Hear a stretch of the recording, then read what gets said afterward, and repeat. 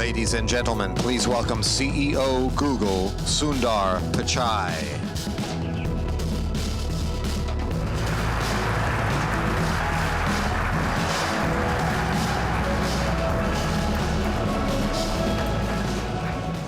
Thank you. Thank you all for joining today.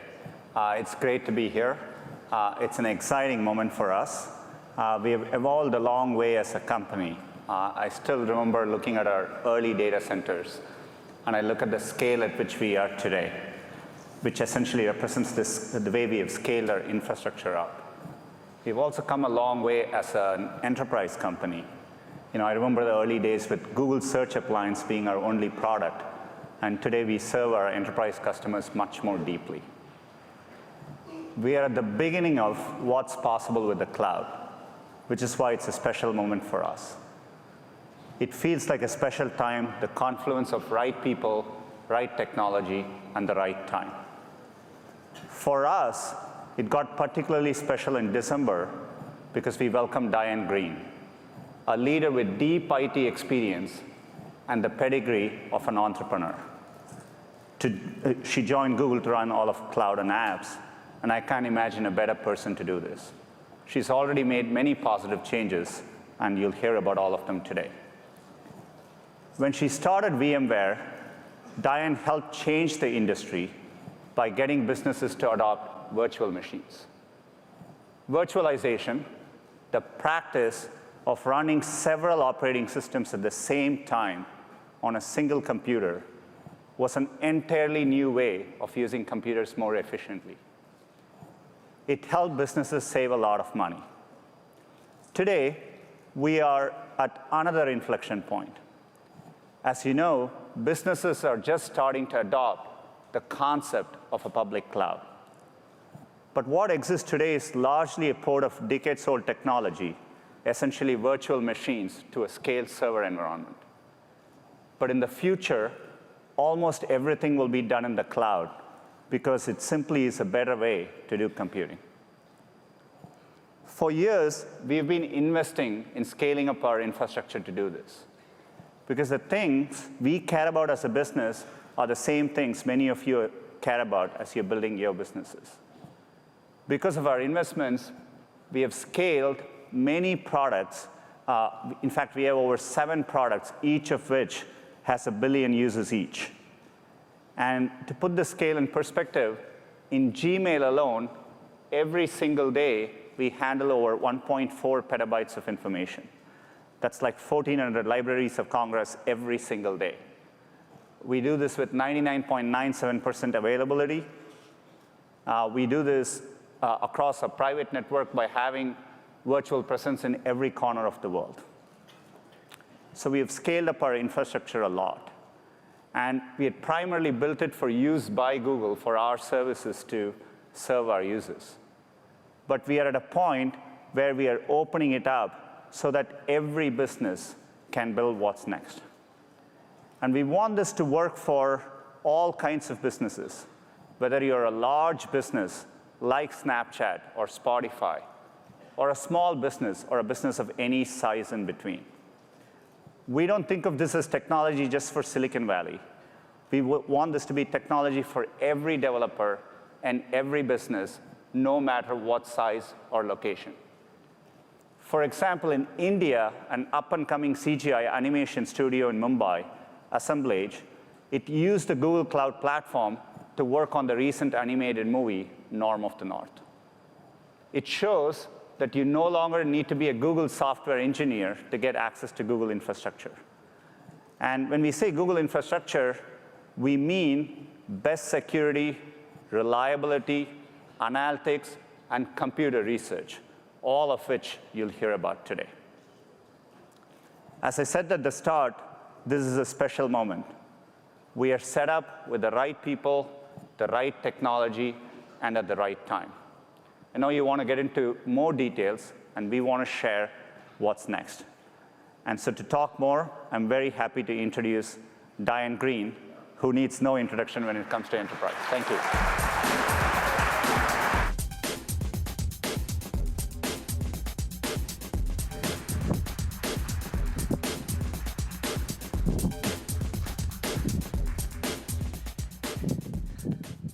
So welcome and thank you, Sundar. You know, one of the things I've discovered since coming to Google is just the excellence and experience brought to bear on absolutely everything everybody does. I'm going to talk about that in terms of our cloud today, but I'm also just going to mention this event and how amazingly well it's come together.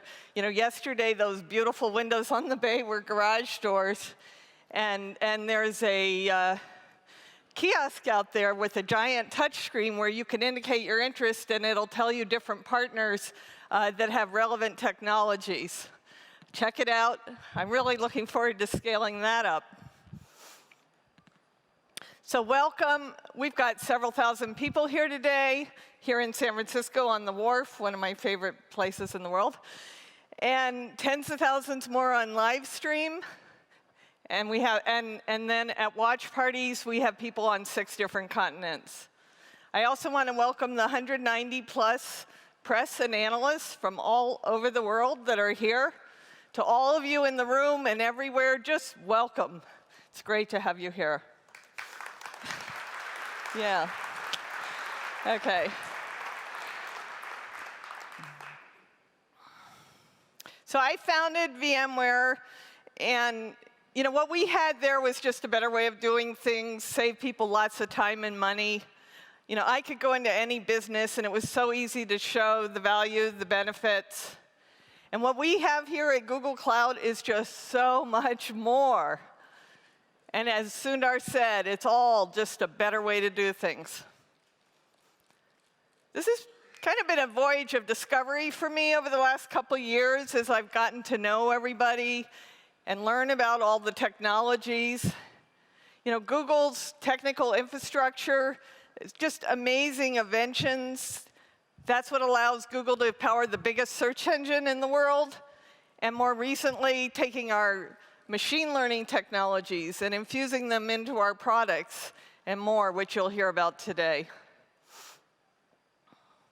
Google's had no choice but to do this with amazingly sophisticated security. But what's, I think, most exciting to me is Google now's just so all in on what we can do for the enterprise, all that we can bring and help organizations of all sizes all over the world.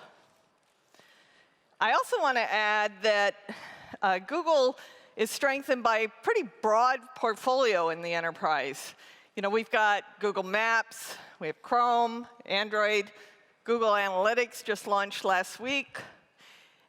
And then our beyond productivity Office suite, Google Apps, that all of Google runs on. It's behind our culture. We build it. You know, the collaboration in Docs, the video conferencing, Hangouts, Drive, Gmail. It's what lets us be so communicative, so transparent, and so collaborative. Now, when I joined Google back in December as a noogler, you know, wearing one of those propeller hats, on my very first day, I got to go visit Google's biggest data center in Iowa. And all of us that went were just completely awestruck by the lack of people, mostly security guards, the amazing security, the HVAC systems, and how green it was, the incredible passion around being energy efficient. And that's kind of why I've chosen pictures of data centers as the backdrop for most of my slides. Our data centers and our systems infrastructure are invisible to our customers and partners, but they really underpin everything we do. So why, you know, it's been really exciting. Customers, we're seeing a real acceleration in customers choosing us. And why are they doing that? Well, I think it could be put into 3 main reasons. Better value in terms of price and performance, reduce risk in terms of security, open source software, and sort of my favorite, the access to the innovation. I'll spend a few minutes going to each one, and I hope all of you do a deep dive over the next 2 days to learn more details about this. Our cloud is faster from the disks to the processors to the time it takes to bring up, compute a virtual machine. A simple feature like snapshots is 1 to 2 orders of magnitude faster than the secure copy, which is the alternative. And we're delivering on that performance with the most competitive price. The efficiency with which we can run our infrastructure lets us offer this price performance often 50% better or better. And our pricing is customer friendly too. We give you discounts automatically the more you use. We do things like provide configurable virtual machines so that you can configure whatever machine you want, be it 7 gigabytes, 6 cores, whatever you want. We don't require it to be a power of 2, which, as you might imagine, causes some pretty wasteful over-provisioning. So better value through a combination of price and performance.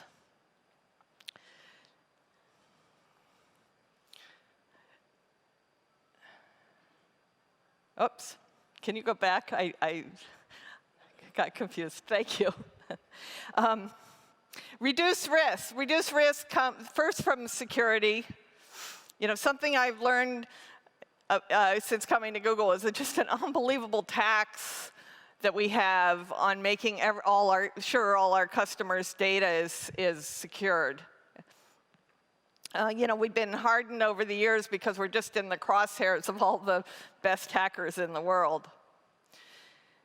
And so when you come to Google Cloud, you benefit from literally thousands of people years of engineering that we've put into this.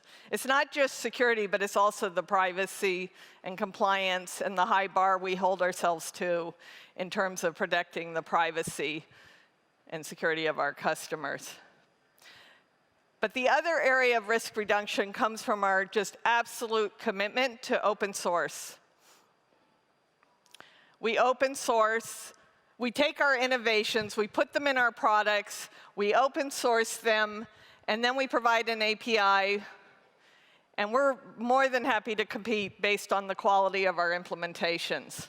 We've open sourced Kubernetes, our container engine for managing server instances. We've open sourced Dataflow, our batch and streaming data pipeline.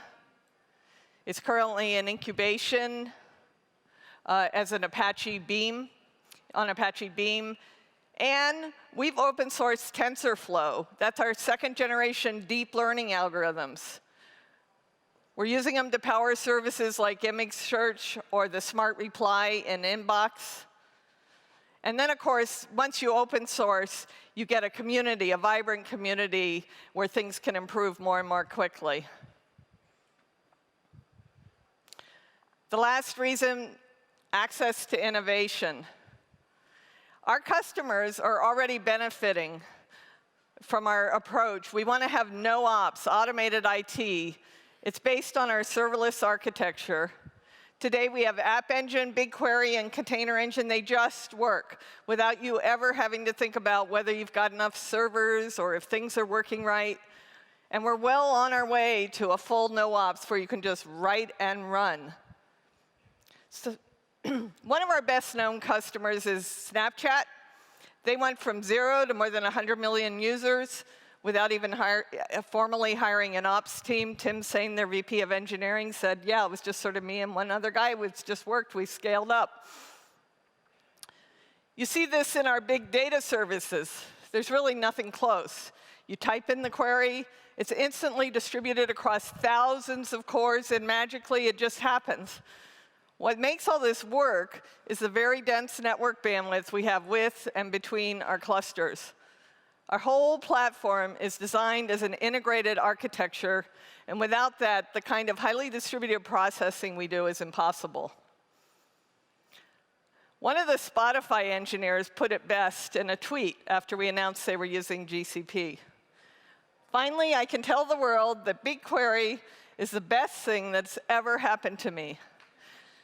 Now, people don't say that unless you're saving them an incredible amount of time and effort. So for us, this access to innovation is harvesting our R&D investments and new products that everybody, regardless of your size, can use. We'll have more to say about innovation today. You'll be hearing about security, our machine learning platform, new approaches to operations for hybrid cloud, enhancements to platform as a service, PaaS, and our regional expansion plans. And now I'll just take a few minutes to talk about what's ahead at a fairly high level. You know, I've seen Google's development accelerate over the past 18 months.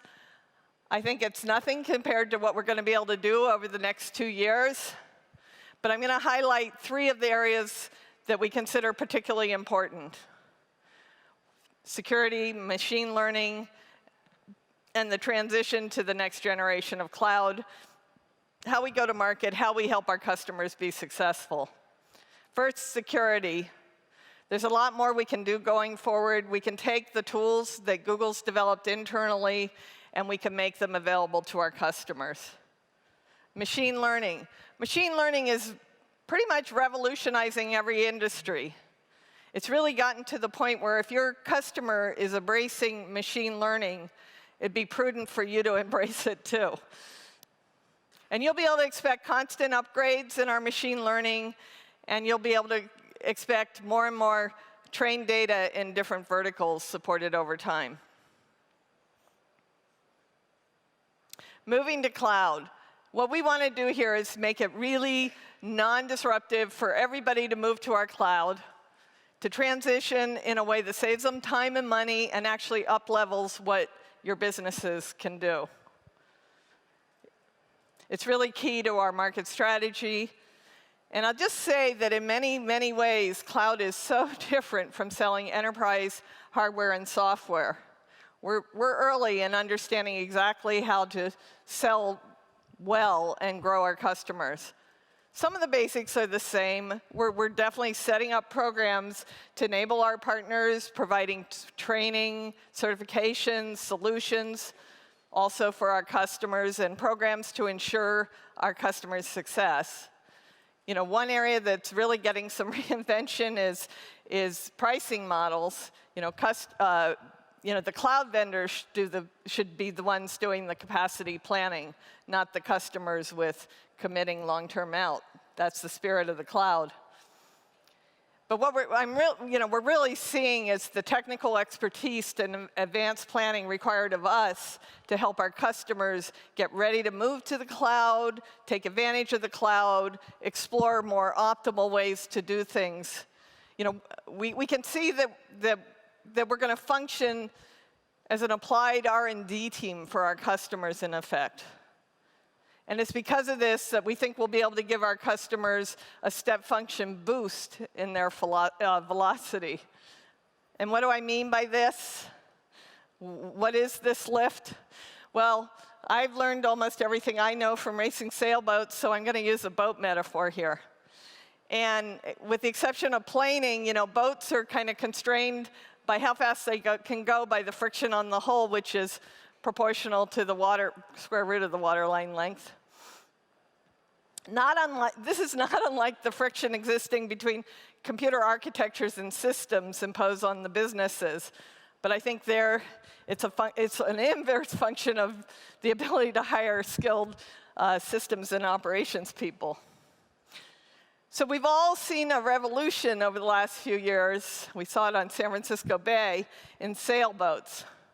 Hydrofoiling catamarans that can go 55 miles an hour, and it's making its way to sailboats, kiteboards. So we built the IT equivalent. So you don't have to spend the time and money to do it yourself. And it's at scale, so we can serve billions of users and millions of businesses. We can give you this sort of lift, this sort of force multiplier, permanently accelerate your progress and on an ongoing basis. So GCP is growing. We're seeing particularly huge growth in our core storage services, our core compute services, and we're excited to see the new innovations that we're bringing out are just kind of taking off. Google Container Engine usage has been doubling every 90 days, growing faster than virtual machines. And we're expecting the same from some of our newer innovations that we'll be announcing today. We're serious about this business. Alphabet invested $9.9 billion in CapEx in 2015, and that investment expands our already considerable ability to provide cloud infrastructure services to you today.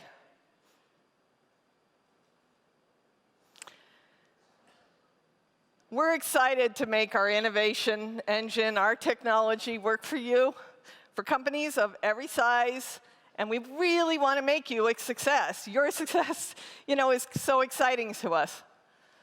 So it's terrific to have you here. Enjoy the conference. And now it's just my incredible privilege to invite up our next speaker, our Alphabet chairman, Eric Schmidt.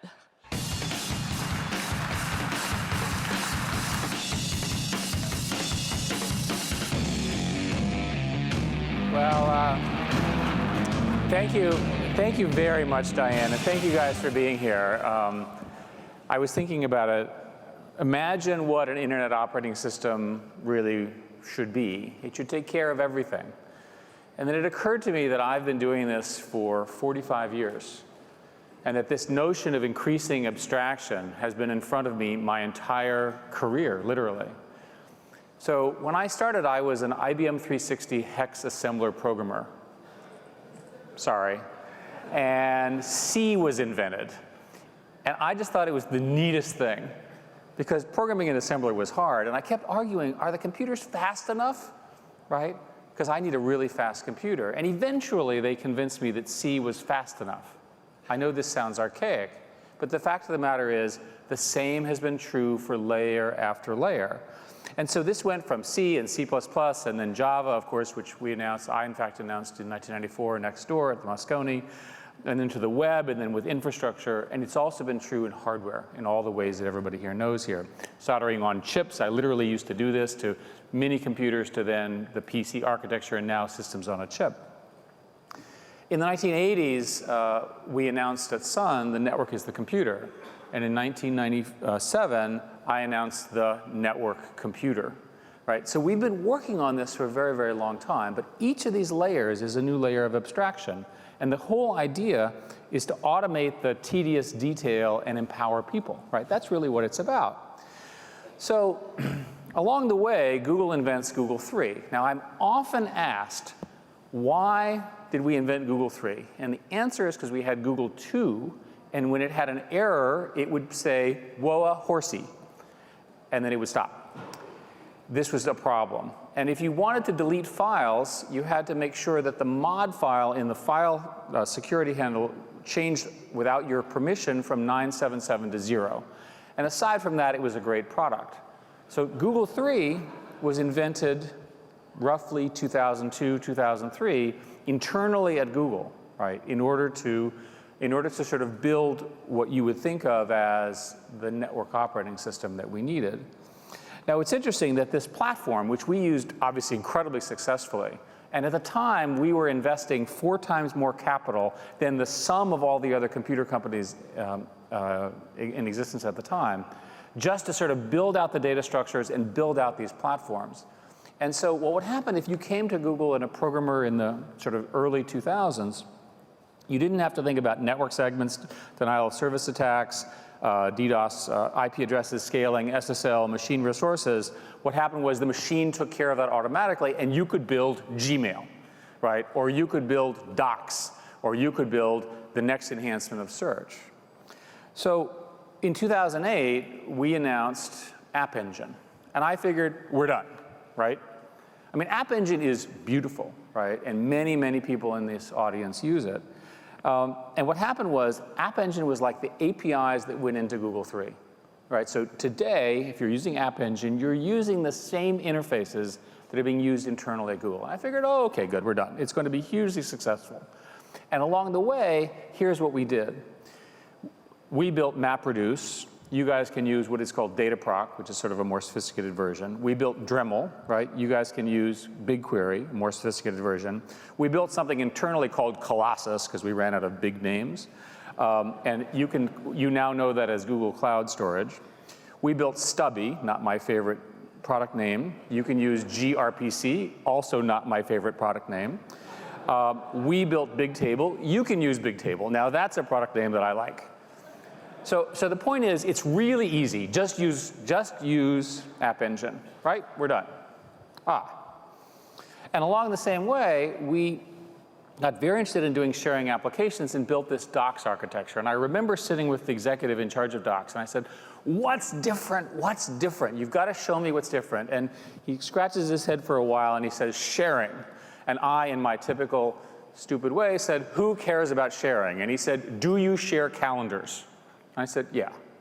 Well, sharing is now what has driven Google Docs, apps, architectures, all of that, to 60% of the Fortune 500 are customers for this stuff, and we have more than 2 million paying enterprise customers. It's a huge business for us and growing very dramatically, which I'm very, very proud of. But there was something fundamentally wrong with my conception in 2008 of what we were doing, which was it's not realistic to expect people to go de novo, right, from an original architecture into App Engine. So we decided that we had to change our strategy, 2009, 2010, to it sort of didn't work. It was we didn't give the right stepping stone into the cloud. It was too hard. It didn't make any sense. We decided to meet you where you are, as opposed to where we think you should be. Okay? Makes sense. First thing you've got to do is you've got to do a virtual machine, right? And we do that. And that becomes the initial part of GCP as you know it today. And VMs, and I figured, okay, well, we're done now. We've done the Internet OS. Okay, well, that's not quite true either. Because as you know, a VM is sort of pretty naked, and you got to do an awful lot of work. It's very difficult to sort of control, especially in a dynamic environment. You have resource competition. How do you share files? You have all these issues around security. In fact, oh my God, you have to go through the same list again that you just went through with Google 3, but now you have to do it with the VM. Oh, this is like a disaster. It's like going back in computer science. So then we built containers. And the core idea of a container is that you can have a little protected area where your code runs inside the container, uses all the resources, and off you go, and it works, right? Today, think Docker, right? Docker on top, Linux with extensions. Those extensions allow the containers to be properly instantiated and turns on. We had this funny product called Borg, and I kept saying, what's the Borg? And everyone would say, that's the joke. Right, so what Borg was, is it was the manager of all of these services. So today, this container management and scheduling management system that we've built is the natural successor to what we invented a decade ago, and it works. And it works at a scale because Google's computing cluster is the largest, I think, in the world, in the universe, in the planet, and everywhere else it combined. It works at scale that you've never seen before. It's mind-boggling when I see it. So then the problem was, now we've got these containers, how do we actually distribute them and manage them? And we invent Kubernetes, and we open source it. It's another name I'm a little confused about, but you'll get it, I'm sure. We finally got there. And the reason I'm here is I want to say to you right now, 45 years later, 20 years after, 50 years after the internet was invented, 20 years after the network computer was invented, we've finally invented the Internet operating system by meeting you where you are, right? That the path is now clear into this. And what we've done is we'll now allow you to build an abstraction layer at the cloud, whatever you have to intersect with. And the reason Diane is here and doing a brilliant job is because now we have to actually make that happen. We've got the architecture. We were joking about this. The hard part is what we've just done now. The relatively easier part is now getting the technical links between it, but you've got to get the abstraction right, and you've got to get the scalability right, and we have done that. And I'm very, very proud of this, as you can see. Now, if you're not completely with me, let me give you a simple example. Take a 1960s car and try to remember how to use the choke, okay? Easy. 1970s cars, right? I used to drive these things. I still do. You lost control on ice. You had sudden braking. No seatbelt. You could bump other cars when parking the car, right? You had to go to the AAA and get a paper map, which was free, by the way. You had to remember when you had to service your car, And you had to have these big V6, V8 engines, which of course they sold you at a huge price. The 2000s car, traction control, anti-locks, airbags, rear bumper sensors, navigation, service computer, and turbocharging to deal with scale. It's exactly analogous, right? Think about driving a car today. You jump in a car, it just works. You don't have to think about it. It alerts you, so forth and so on. Go back to that 1960s car. I'm not suggesting that the platform that the car will drive itself. Oh, yes, I am. In fact, in 2020, right, the car drives itself, right? So remember the choke, right? Just remember the choke. Now, the serious nerds in the room here really like the choke. Nobody else did, okay? That's the secret. This cloud platform we're building will abstract out all of those examples like the choke. And what it will do is it will give you a platform that you can really express. And it's timed, and the reason it's so important to me is that it's timed perfectly for what's going to happen next. And you're going to hear a little bit about this in a minute from a couple of other people.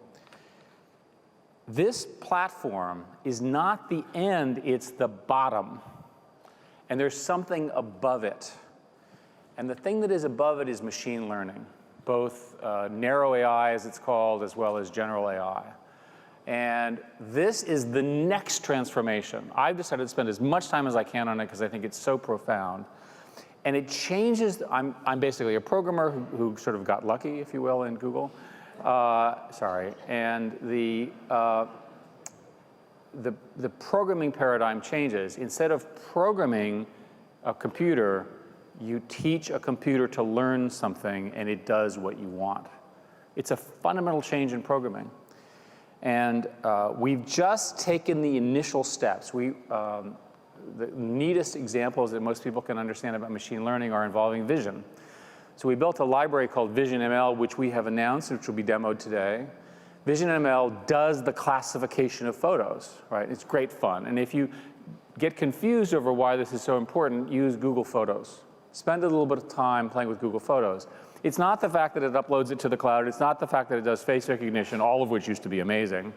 It's the fact that it then classifies all your photos into what you're doing in them, and how it does that is beyond me, right? I literally still don't understand. But perhaps the greatest example is what happened in Korea a week ago with AlphaGo. AlphaGo, as most of you probably, Go is the hardest game known, incomputable in its traditional, in a computer.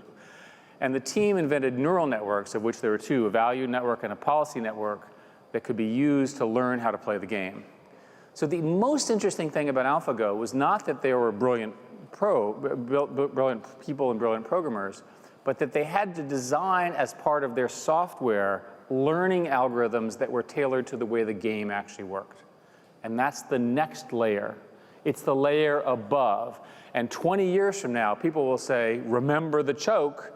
And then they'll say, yeah, and in 2016, yeah, we had all those VMs and all that other stuff. We don't think about that anymore.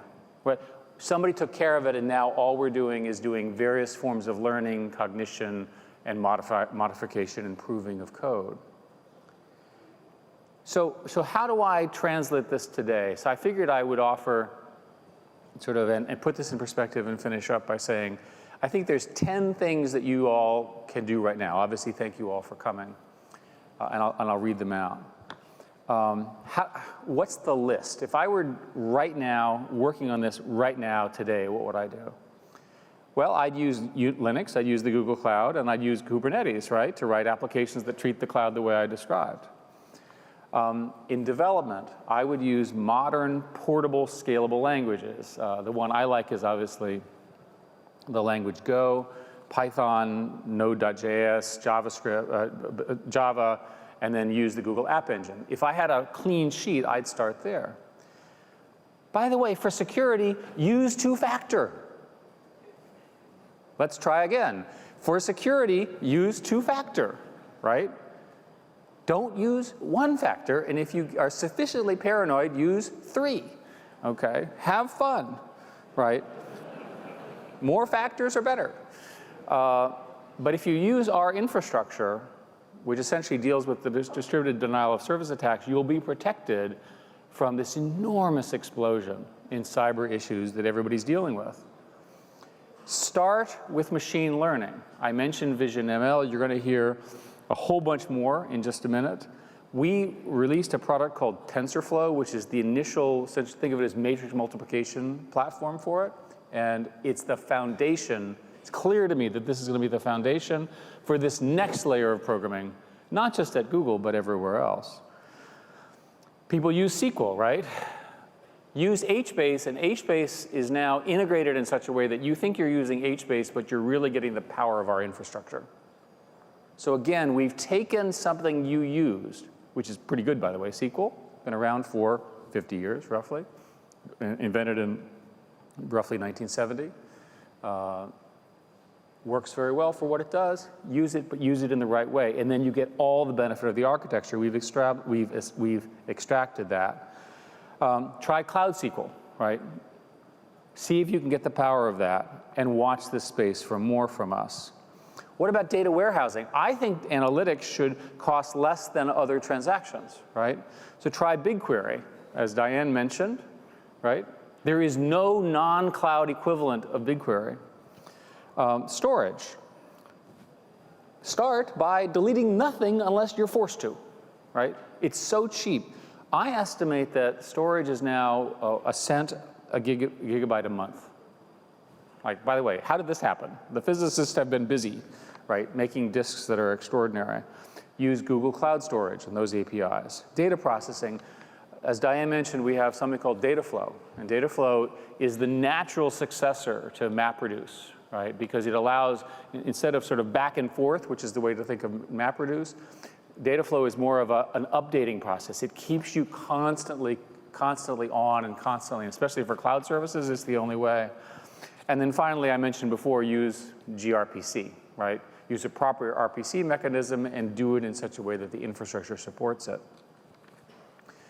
Why is it important now to talk about this? Because the industry builds these platforms and another platform and another platform, and then you have this enormous amount of code mass that has to be brought into it. I'm now convinced that we figured out a way to meet you where you are, right? And we're investing as a corporation, thousands of people, enormous amounts of money over the next few years to build the infrastructure and the partners to bring you wherever you are into that model. But there's another phenomena. So that's the getting to the cloud, right? Getting to, you can imagine a song, get to the cloud as fast as you can. But there's another thing, which is this layer above. And I become convinced that there's a new architecture emerging. And I'll describe it like this. What happens, I spend a lot of time talking about innovation. It's what I care a lot about. And I talk to a lot of people doing new things. Those of you that are doing startups and new models that are not dealing with some of the infrastructure and significant issues that are the majority of our focus are doing the following. If you're building hardware, you're building it in a rapid evaluation model. You're iterating every week. It didn't used to be possible to do that. When you're building knowledge systems, you're using crowdsourcing to get the data that you need. I use the Google Photos as an example. And you're putting it into the Google Cloud using Google Analytics to do some kind of very interesting data analysis. And then finally, in the next year, you're going to use machine learning to take that data and do something that's better than what the humans are doing. Literally, you're going to take human crowdsourced data and you're going to compute something new. You're going to discover something new. And I'm convinced that that little model I described, rapid eval, cloud computing using the Google Cloud Platform, machine learning, and crowdsourcing the data will be the basis and fundamentals of every successful, huge IPO win in 5 years. In the same sense that the transition to apps 5 years ago, which all of us participated in, created the modern corporations of Uber, Snapchat, and others. So it's not just that we meet you where you are, and it's not just that you're taking the cloud the non-cloud data and putting it into the cloud in these complicated ways, which we're making to do a higher level of abstraction. But there's one more thing. And that one more thing is the invention of the use of crowdsourcing and machine intelligence and rapid evaluation to create huge new platforms, companies, IPOs, wealth, and enormous things going on in the future. It's a great time to be in the cloud. It's a great time to be here. Thank you, Diane, for inviting me, and I look forward to seeing you all soon. Thank you very much.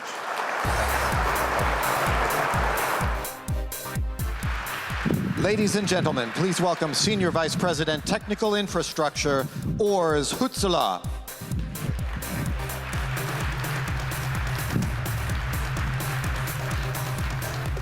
Thank you, Eric, and good morning, everyone, and welcome to Next in San Francisco. Since I started at Google 17 years ago, we built a whole lot of infrastructure, lots of data centers in 14 locations around the world. And our goal when we started, which is the same goal today, was to build infrastructure that makes it possible to build amazing applications and services. So whether we were indexing the entire web, or building a 3D model of the entire world down to the street level, or predicting what users are going to type next in a search box, the product ambitions have forced us to rethink pretty much everything in infrastructure, hardware, software, and even the way we work together.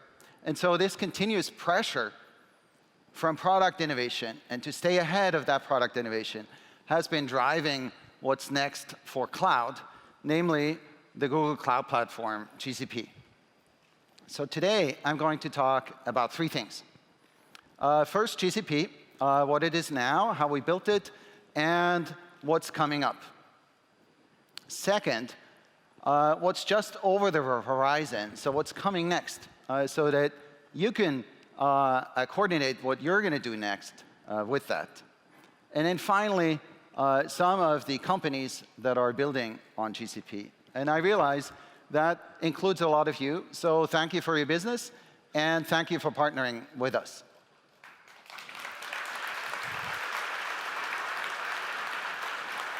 So before I talk about that, about what's next, I want to share quickly some of the over 300 improvements we made just in the last 12 months. So you can see the pace of our development.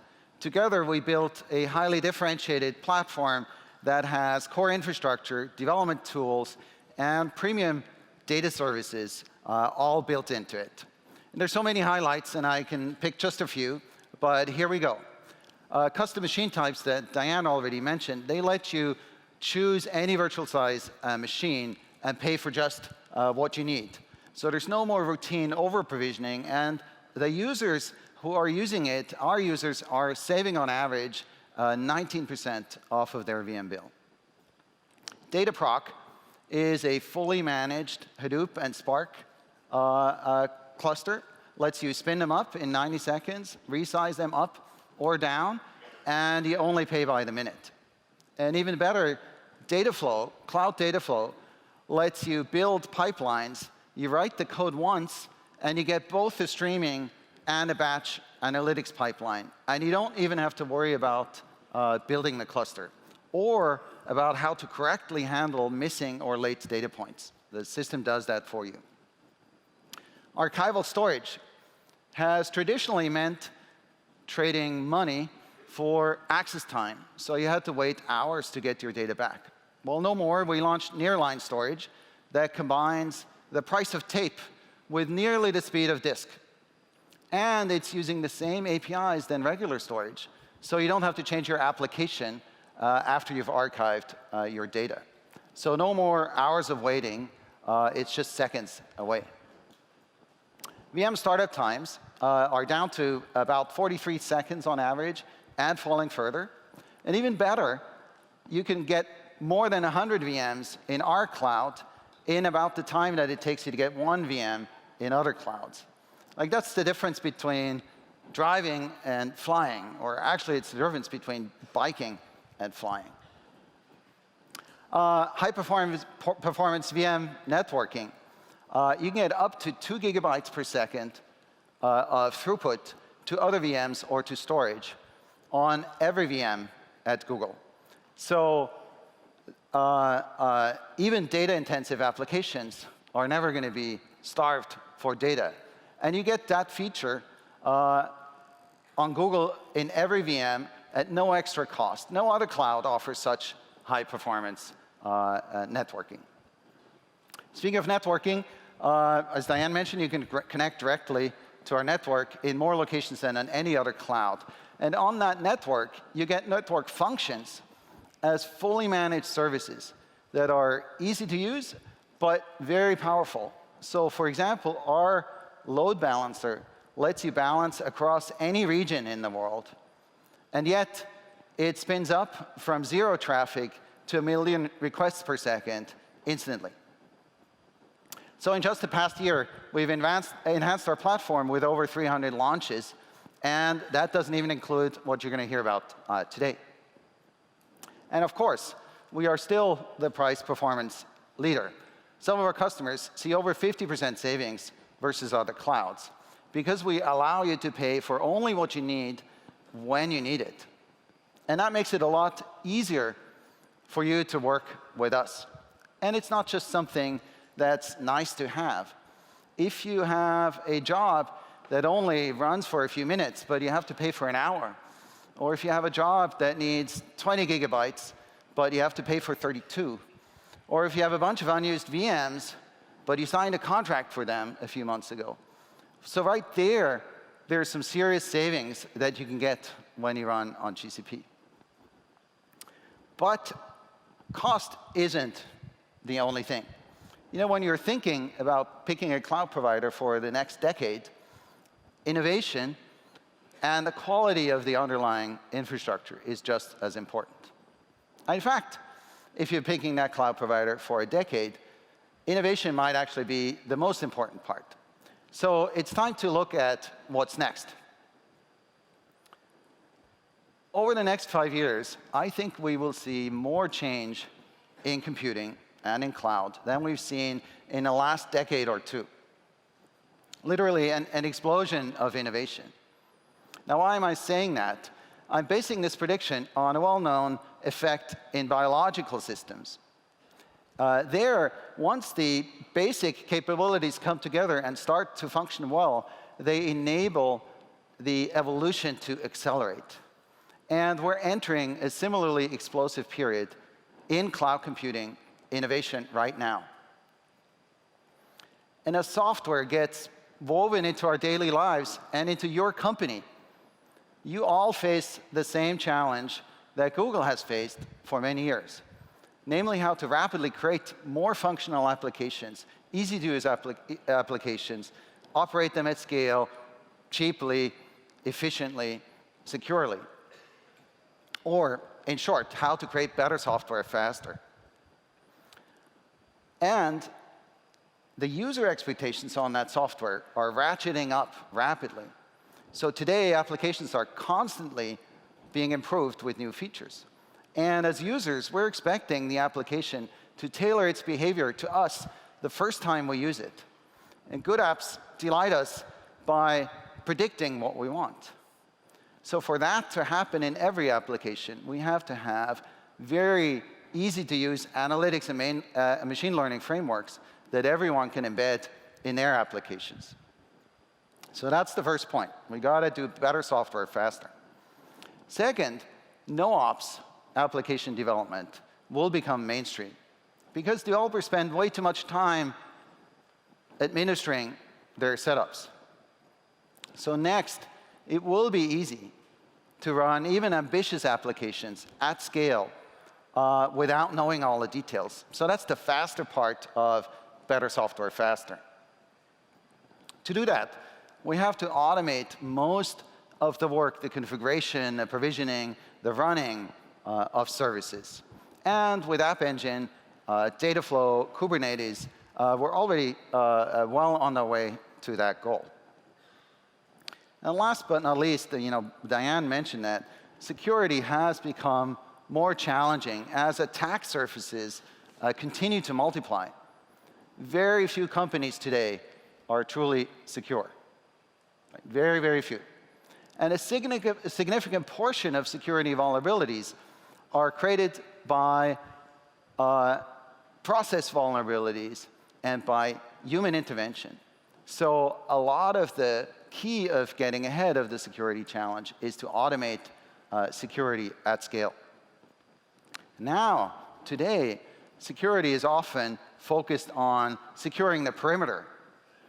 But next, tomorrow, we need immune systems for security and not Band-Aids or topical antiseptics at the skin.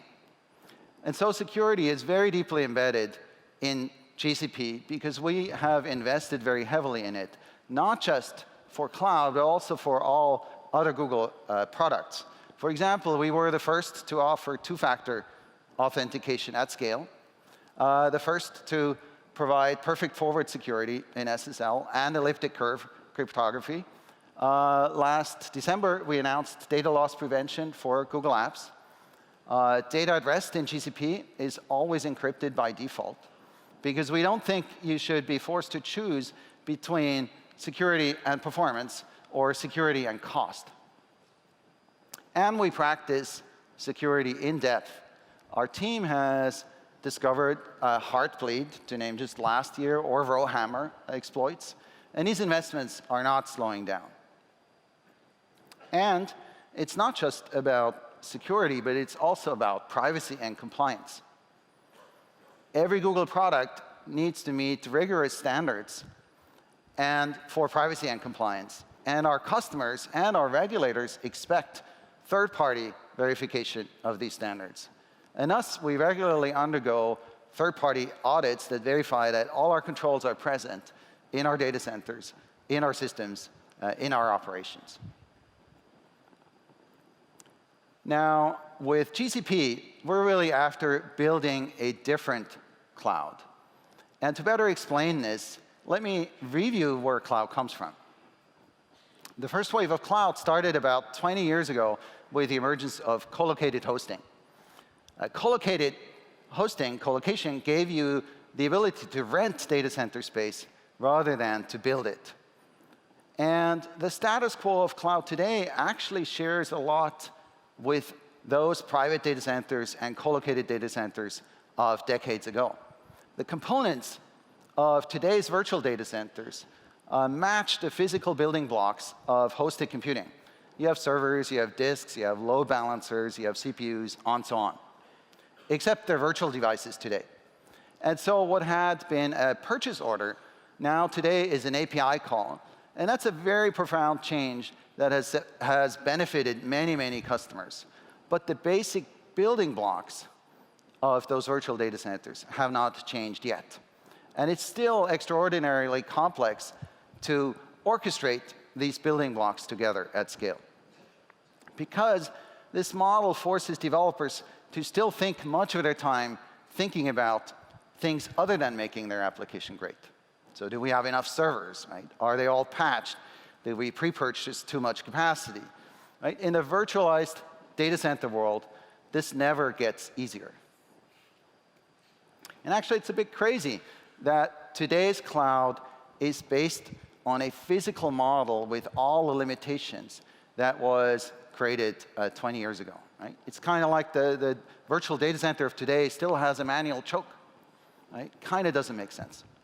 But I'm a little bit embarrassed to admit that actually we used to run Google exactly that way, the way I just described. Until about 10 years ago, our world internally looked pretty much like that. But then we realized that we couldn't really keep up with the rate of change that Google needed. And so we switched to a new model that abstracts away all those servers and that is based on containers, not machines. So today, we use a third-wave cloud, if you want, a combination of automated services and scalable data. And we call this approach serverless, because you care about your code and your application, not your servers.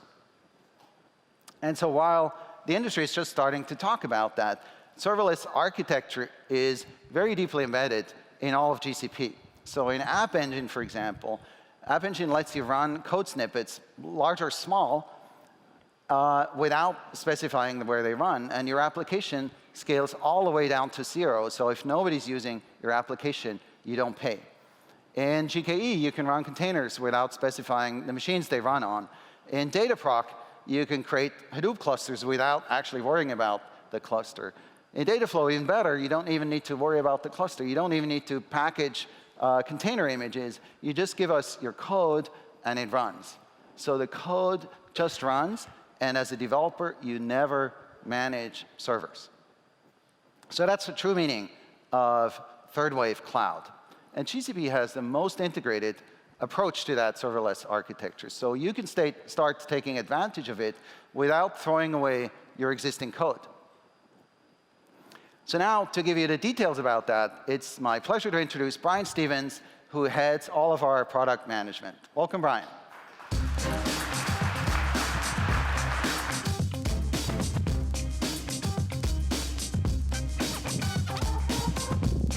Thanks, Doris. So as Doris was saying, this next generation of cloud is already happening, and it's already bringing out services that are freeing users from thinking about virtual machines and storage and blocks on disks. So instead, they're starting to focus more on their applications, their users, and then just building their business. And we have many customers that are actually coming to GCP today for exactly that reason. So instead of fiddling with infrastructure, they're using full zero-ops services like App Engine and BigQuery. So I want to get started really quickly and introduce you to one of them right now. We wanted to make this marketing campaign for Coca-Cola something that every single person in this world, no matter who you are, could participate in the World Cup experience. Submit your photo, you can be on the pitch at the opening ceremony of the World Cup. We're talking about 3.5 million images from over 200 countries, different formats, different users, different sources. Fans could actually find their photo to know, okay, I was here on the flag in the opening of the World Cup. It was a gigantic scale. The agency that was creating the photo mosaic printed in fabric, we recreated the equivalent digitally. We did not have time to set up an infrastructure and set up the servers and configure the machines. By using Google Cloud Platform, we went straight into building on top of it. Without that, my first deliverable would be impossible. You have to predict what the loads are going to be. There's a lot of uncertainty. When you look at a cloud provider like Google, the opportunity there is for auto-scaling. You don't have to worry about disaster recovery. You don't have to worry about backup because it's provided to you as a service. We wanted to send everyone that had an image in that flag a notification in the very moment the flag was opened physically in the field. We would have a lot of people doing that simultaneously. They're not taking turns to use it. So we were monitoring the transmission on TV and waiting. I remember clearly seeing these spikes and just hoping, please, please, scale up, scale up. And it did. Fundamentally, it gets down to one thing, and it's one word. It's trust. The same infrastructure that powers the Google search engine and search experience is what's powering the cloud that Coca-Cola is running on. The biggest digital marketing initiative. To participate is like a once-in-a-lifetime opportunity.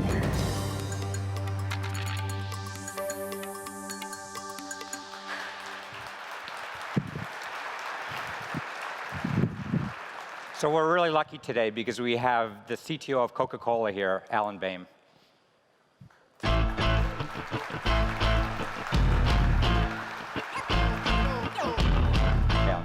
Thank you. So Alan, we wanted to ask you a few questions. So first of all, how did you actually decide to get started with Google Cloud Platform?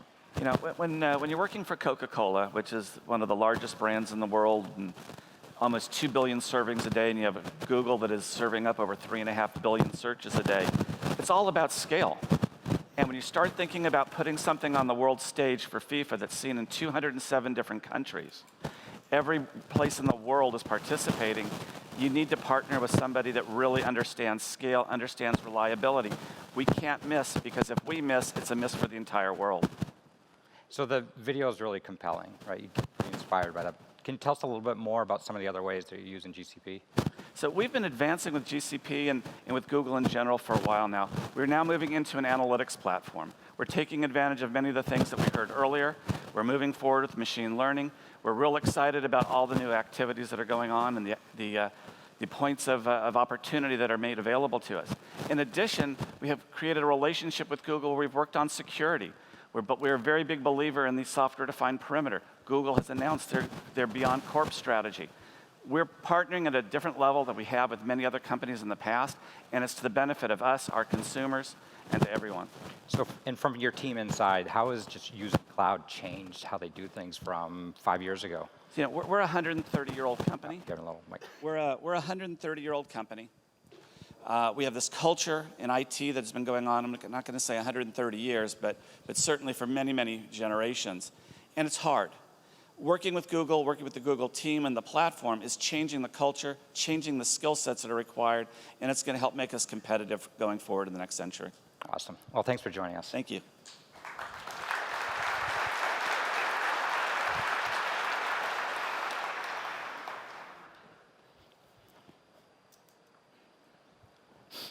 So our data center and our cloud is this really dynamic environment. Things are always changing. We're constantly improving hardware, we're improving software, and we even changed how we do things operationally. And you can't just shut down the cloud when you're actually changing out servers and upgrading and working on infrastructure. So we had to support the rate of innovation that we need, we had to design agility and change into both our architecture as well as our operation procedures from the beginning. And that's really the reason why we're perhaps the only hyperscale cloud that actually depends on live migration. And so that really allows us to actually upgrade our infrastructure and our software stack, and the applications don't even know about it, because not all applications are built in this microservice architecture where pieces can be taken down. So now, if we're upgrading that server, if we're applying a patch to an underlying host OS, we can even actually service the power infrastructure underneath a whole cluster because we have the spare capacity to live migrate the VMs. So applications don't notice when they're running on GCP. And at the same time, GCP is actually the greenest cloud in operation today. So today in the average data center, about 40% of all power actually goes for things other than servers, right? And so that's just waste. And by comparison, in our data centers, only about 10% of power goes for anything other than a server. So you think about how little overhead that is. And we actually continue to get a lot better. So we now get 3 times the amount of compute capacity out of the same amount of power as we did just 5 years ago. So as Diane was saying, to join her and Ors on that trip, it was a very emotional experience. It was definitely the tenure of my time here. And you really did expect to see these football field-sized rooms full of servers, and it was just that, and it was really daunting. But it was everything else that was around the server that was really compelling. It was the power infrastructure. We were climbing on top of, water coolers, and just the lights-out management. Retinal eye scan, to get inside of a data center, is really impressive. But one of the aha moments to me was, and I think everybody else at Google just takes this for granted, is when you leave this amazing data center and you walk outside and the next one's already being built. And you would think that once you've delivered perfection, you would just keep cloning it. But the next data center looked remarkably different than the one that you just left. The size of the floors the height of the ceilings were different. They were going to 4 stories. And that just shows you the rate of innovation that's happening in this area today. Right? So if you didn't believe that computing would become a utility, one visit to Iowa and it becomes really obvious. So we can't bring you all to Iowa, but we actually prepared a virtual reality tour for you today. So here's Greg Wilson, and he leads our developer advocacy team.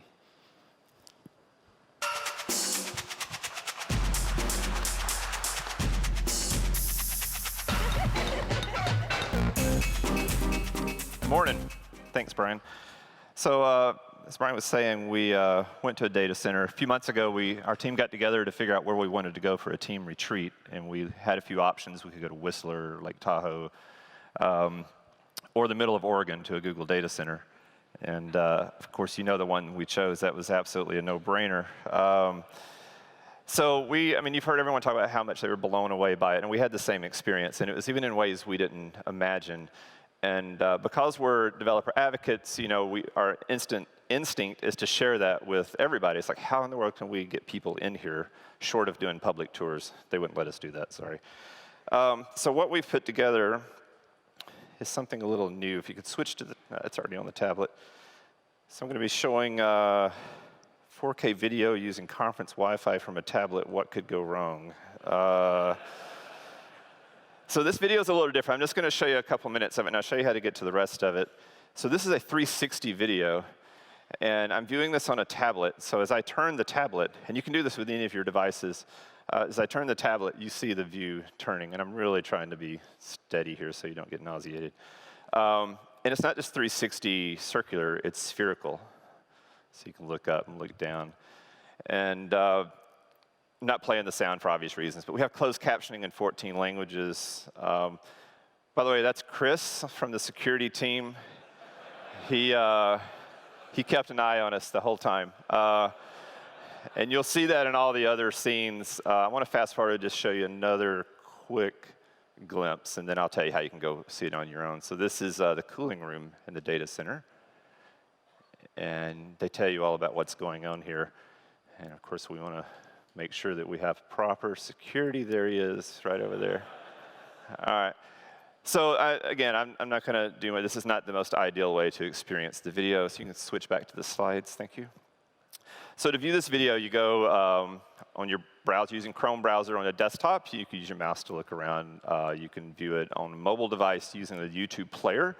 And you can do what I was just doing, move it around like this, or swipe to look left, right, up, and down. The most immersive way to do it, the coolest way to do it, is with Google Cardboard. So you put the device in Cardboard, you put YouTube Player in Cardboard mode, and it's like you're there, as close as we can get you there.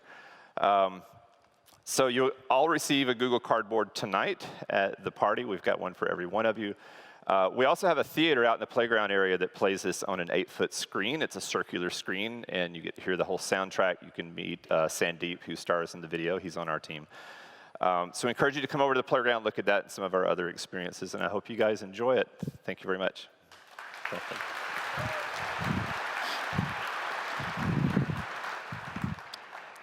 Thanks, Craig. So when you run on Google, your traffic runs on the world's largest network backbone, right, with direct connections to thousands of ISPs in nearly every country. And as George was saying earlier, we have 77 peering points that are in all the major metros. And those are really important because that's actually where we integrate directly peering with our network partners, and most recently our CDN partners and our largest customers. So speaking of that global network, we're actually going to continue building out regional support for Cloud Platform. And we actually just announced yesterday that we're adding 2 new regions in Tokyo and Oregon. So, and Greg just got to go see Oregon.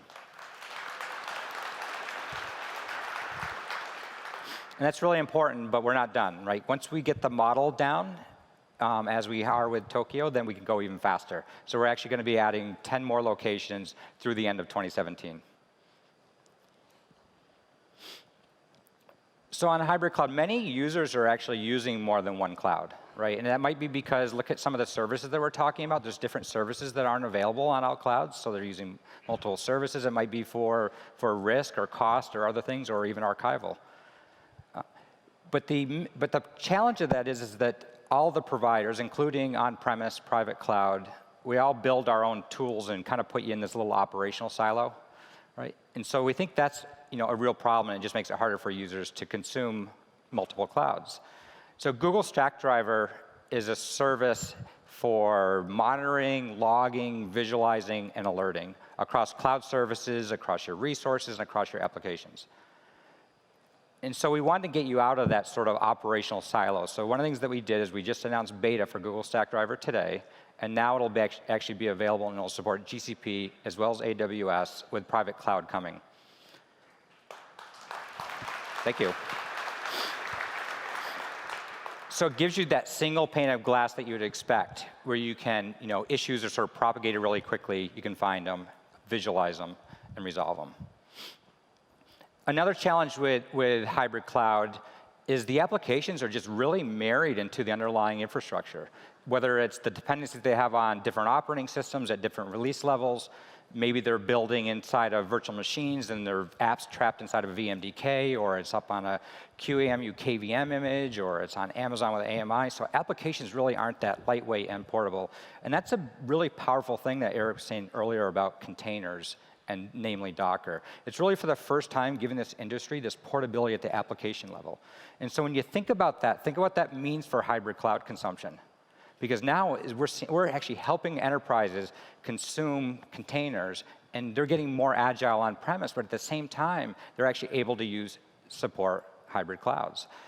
And so moreover, we really realized from our experience back in the Borg is that it's not just about the containerization, it's really about the management of thousands of containers and how do you deal with rollout of new applications. And that was what Kubernetes was all about. Let's open source the best of what we know, not just so that that hackers can have it, so that large enterprises can consume orchestration at scale, and by default, they'll be able to support public cloud. So let me introduce now Greg, and Greg's actually going to take us through everything that we've been doing with both Google Stackdriver as well as with containers.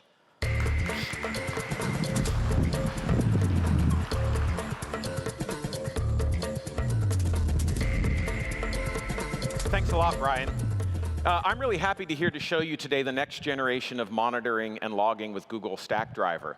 Now, I cannot talk and type at the same time, so I'm very grateful to have Dan Belcher out on stage here to help me with this demo. Now, you heard a lot about openness being a critical piece of everything we do at Google, and it's really no different with monitoring and logging. So to see that in action, let's take a look at this Stackdriver screen. I've got a Stackdriver environment, and the first thing you'll notice at the top is I'm monitoring multiple GCP projects. That's a new capability, and it's really important, because whether you're an individual developer or you're an operational specialist, you want to have a complete visibility across everything that's going in your organization. You don't want your monitoring siloed into different parts of your organization. Down at the bottom, you'll notice something that you probably might not have expected to see, and that is I have a set of AWS accounts. Stackdriver is designed to let you do monitoring, logging, and alerting across both Google Cloud and AWS. One pane of glass, multiple clouds. So Dan's going to switch us over to the main Stackdriver console. For this application we're running here, this is a multi-cloud application. I've got Nginx, and I'm sending traffic to both AWS and GCP. So if you look down at the bottom, you'll see some request graphs, and you'll notice that we're currently sending about 90% of the traffic to AWS and about 10% to Google. Now, I may be biased, but that seems backwards to me. So I'm going to have Dan here run a script in the background that switches that and starts redirecting the traffic onto GCP. Now, that takes a little bit of time to propagate, but that's OK, because it gives me a few minutes to show you some other new features of Stackdriver. The first thing I want to show you is intelligent defaults. Dan has drilled into a page specifically on our ELB monitoring. And you'll notice I get a dashboard that's automatically showing me the right events and metrics. It's not showing me useless things like CPU load or memory load. It's showing me application latency, 200 response codes. Same thing if I switch over to the Nginx piece. I'm getting a set of charts that are giving me intelligent defaults. Now, the key here is what you're not seeing. Dan didn't have to go and tell Stackdriver that ELB is a load balancer, and therefore these are the right metrics. He didn't have to tell it what Nginx is. Stackdriver has intelligent defaults for a huge range of both commercial and open source libraries. So you can just build your application, and you get the right dashboarding, the right metrics right out of the box. You can also create custom dashboards. In this case, maybe I'm an operational specialist and I don't want to drill down into the specifics of a service. I want to aggregate all of my network traffic across all my services into one pane of glass. And of course, you can customize the user interface, the look and feel. Now, the next thing we want to go to is what happens when there is a problem. Now, dashboards aren't enough. I need real-time information. I want to see what's happening right this second. So we're going to switch to logging, and that's another important capability of Stackdriver. Dan's going to go ahead and hit the play button, and we're going to get playing in real time, logging information. So as errors are logged in either AWS or GCP, I'm getting a view here of all of those. And in fact, there are a couple errors coming because we're doing this failover from one cloud provider to another. You can also create metrics and alerts based on logs. So you can make sure that you get an alert when certain error messages appear in your log systems. But we're actually going to leave that sort of for another day. I'm not going to actually create one of those right now. If I go back to the main monitoring console, we can see that, there we go, as the graph loads. We can see, in fact, the requests on the AWS side are dropping. The requests on the GCP side are coming up. I've got no alerts, no errors other than that happening. Everything's fine.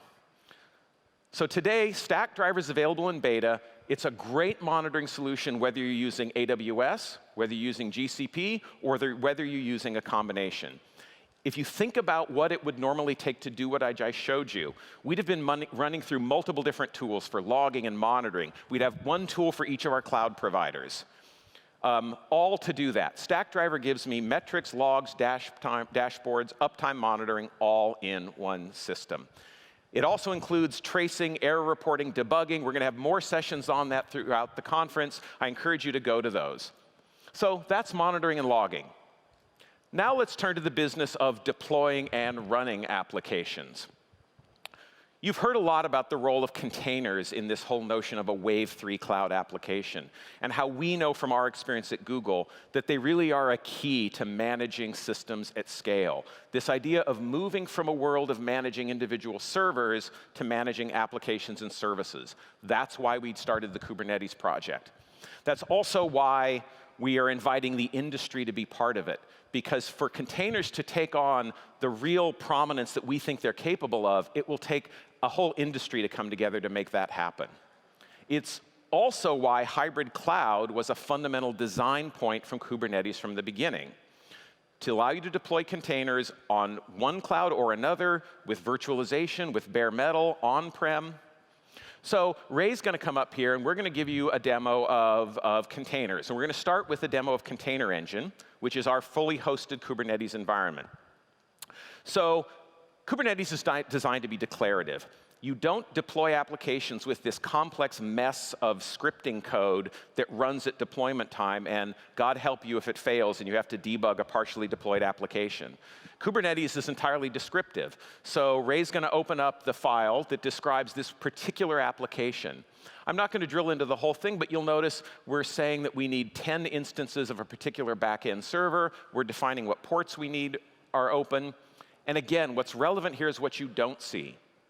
I don't see here N1 standard 8s, or machine sizes, or memory sizes, or disk sizes. Kubernetes will just find the right capacity in my cluster, and it'll schedule this job wherever. As a programmer, I just operate at the level of applications and services, not at a bunch of infrastructure that I really don't actually care that much about. So great. He's going to exit out of his editor, and we're going to do a deployment. So he's going to use the Kubernetes command line to deploy this application into GKE. Now, usually at an event like this, I would plead with you to not get your phone out and not do anything on the Wi-Fi. But we're going to do a little running with scissors here. I'd like you to actually send some load to this application for us. There's a URL there on the screen, hcr.k8s.io. Really? No, I mean that. Like, please help me out. Get your phones out. Go navigate to this site. While people do that, and start clicking that button. While you do that, we're going to see the load go up on this application on the chart there. OK, I give you guys an A for effort, but nobody at Google would call 150 queries per second internet scale. Luckily, that's what load testers are invented for, to give us sort of a helping hand here. So Ray's going to kick off a load tester that's going to send about 20,000 requests per second to this service.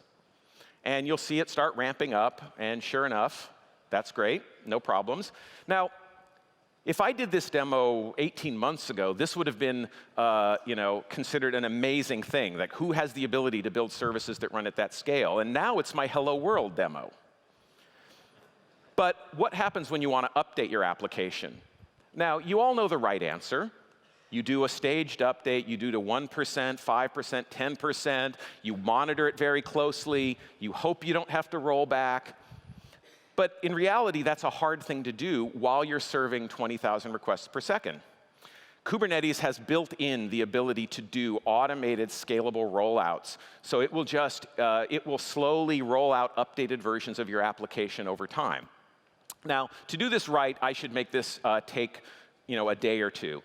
We're gonna go ahead and condense this. So he's gonna do a rolling update command, and we're gonna tell it to really push this thing as fast as possible. So what you're going to see is down there on the bottom of the chart, there's the version numbers. And you're seeing as Kubernetes is one by one replacing one instance of our application with the updated version. So the green slowly shifts to red, the blue shifts to green. If we keep clicking the button, eventually you'll see, you'll experience the new version of the application, and the button will change color. So there we are, under a load of 20,000 queries per second.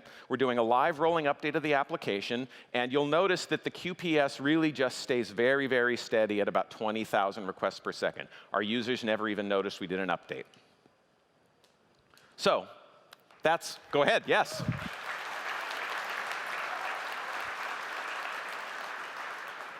So that's our application running on GKE. But we talked about hybrid cloud as being a key design goal. And one of the challenges is hybrid is how do I bridge my on-premise infrastructure deployments and my new cloud infrastructure deployments? They have different tools, different languages, different ways of working. Kubernetes can help with that. Ray's going to switch over to another tab here, and this tab has the same SDKs, same tools installed, but instead of being pointed at a GKE cluster, it's being pointed at a cluster right over here on the right part of the stage. That server rack over there. Our friends at Intel have graciously loaned us a rack of servers. Those aren't even running virtualization. Those are bare metal servers with Kubernetes running on them. They use the latest generation Intel Xeon processors. Kubernetes is totally optimized for that. So now he's going to use that same command, and now the application is being deployed over there onto our rack. Now if you go and look at the load graph, you'll see that we have put a load balancer in front of GKE and in front of our on-premise infrastructure. And you'll see seamlessly our application is being deployed, the instances, now there's 20 versions of my application running. We're seamlessly splitting the traffic, both serving about 20,000 QPS. So there you go, 5 minutes. We took an application, we deployed it, we did a rolling update to it, we bridged that application to our on-prem infrastructure, all without having to deal with the differences between the two environments. Thanks, Ray, that was a great demo. You've heard from a few of our customers, and we've got more on the way. But while we're getting things set up on stage, we want to watch this short video of what our customers are doing on GCP. Cloud's fascinating because really what it's done is it's completely changed the speed of innovation. From hosting websites, compute engines, to data prediction, it offers the flexibility that companies need now. It's what makes cloud and Google Cloud Platform very, very important to our businesses. I grew up just absolutely loving visual effects. When we started Atomic Fiction, one of the most challenging parts of doing visual effects is rendering. It takes an immense amount of computing horsepower. Using Google Cloud Platform, we have massive infrastructure off-site when we need it, and then nothing when we don't. It helped us put the resources on the artists and making sure that every penny that our clients spent made it up on the movie screen. Khan Academy's mission is a free world-class education for anyone, anywhere. Google Cloud Platform allows us to stay focused on learner outcomes because our infrastructure has become this invisible layer that we don't have to worry about anymore. Keeping track of that much data for millions of students every day is a challenging problem, and storing all that data and being able to quickly act on it and look at it is really core to our mission. The name Pocket Gems really speaks to what we do, which is make beautiful things for your mobile device. For War Dragons, in minutes or hours, you might have hundreds of thousands of players playing your game. If you don't have the server infrastructure, your server is just going to explode. Google Cloud Platform allows us to be able to scale automatically. We don't even have to think about that. Your backend just works. It's almost magical. Payments are the connective tissue of economies. And that really resonates with Nominini, where we are providing payments in the massive underserved markets. Hosting our application on Google Cloud Platform gives us a much higher reliability than we could have got hosting it ourselves. We're really able to move the needle and make those payments available and affordable everywhere. The mission of Spotify is really about being a great musical companion and making it more personal. Moving to Google's cloud platform enabled us to take use of the scale that Google can provide. The reality is it's quite hard to build great data centers, and that was really the driver into Google's cloud platform. The less time that we can spend solving problems that are already solved, the more time and energy we can spend on turning our data into value. We wanted to make this marketing campaign for Coca-Cola something that every single person could participate. Submit your photo, you can be on the flag in the opening of the World Cup. It was a gigantic scale. We did not have time to set up an infrastructure and set up the servers. By using Google Cloud Platform, we went straight into building on top of it. Fundamentally, it gets down to one word, it's trust. The same infrastructure that powers the Google search engines is what's powering the cloud that Coca-Cola is running on.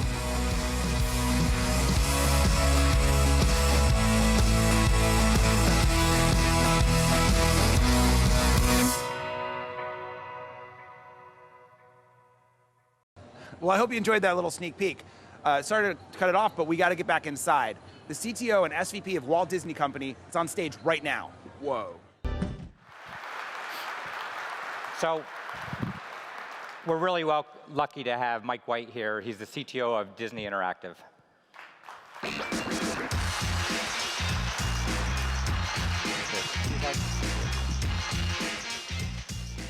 Great video.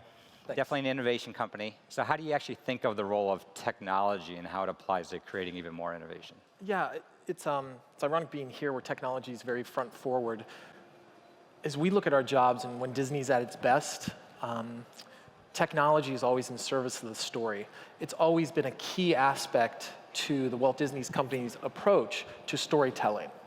And over almost 100 years, we have innovators that have invented and reinvented industry after industry, from travel to entertainment.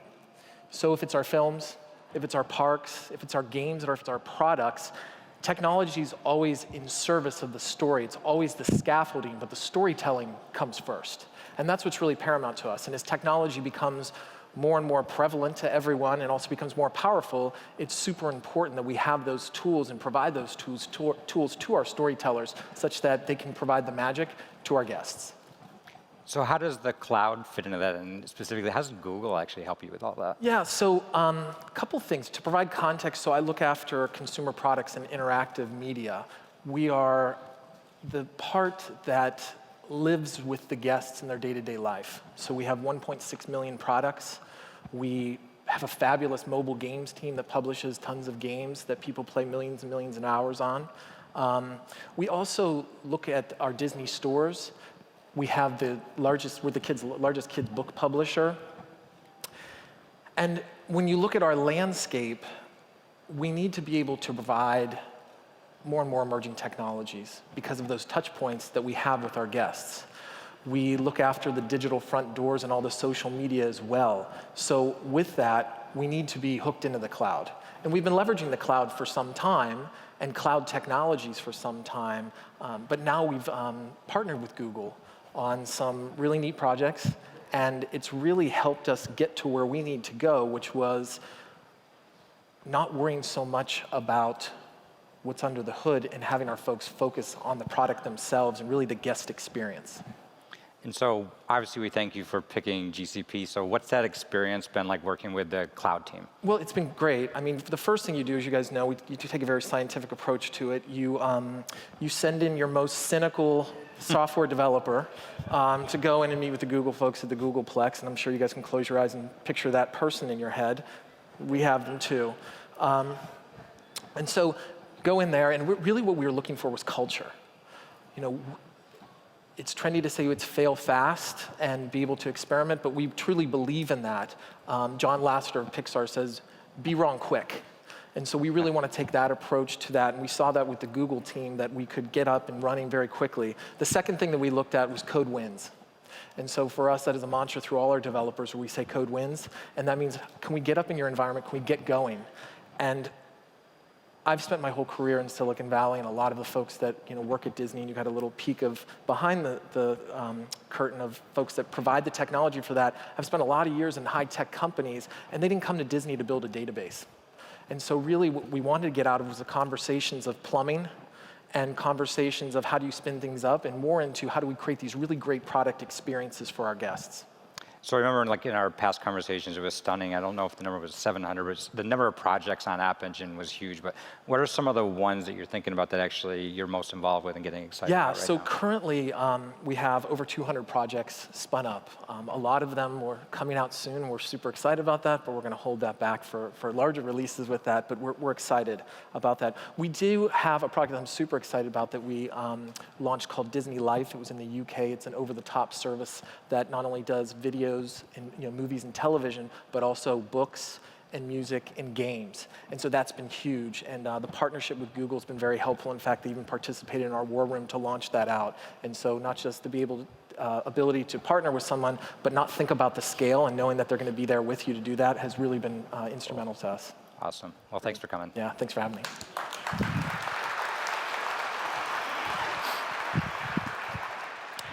So Mike and Disney aren't that unique in that, they want to go faster, and we've been working harder to make all developers on App Engine to be able to be more productive.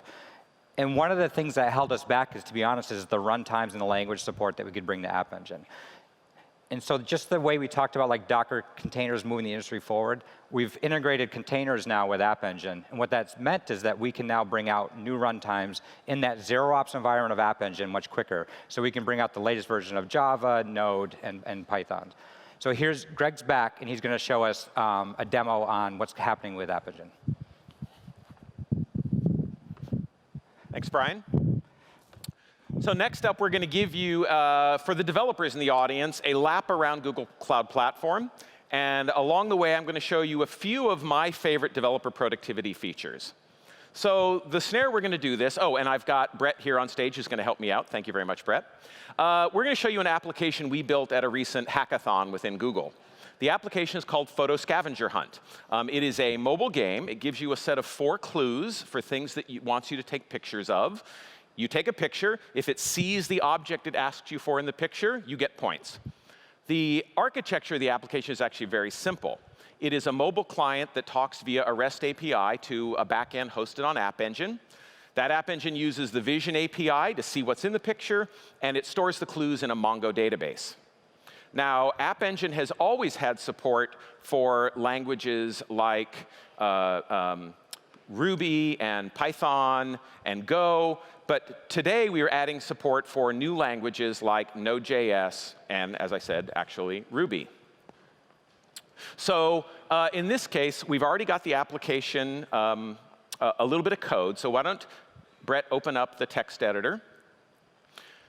So we're going to highlight just a couple lines of code here. The first is, there we go, the call to the Vision API. You'll see that reference down, one line down, to the Vision API.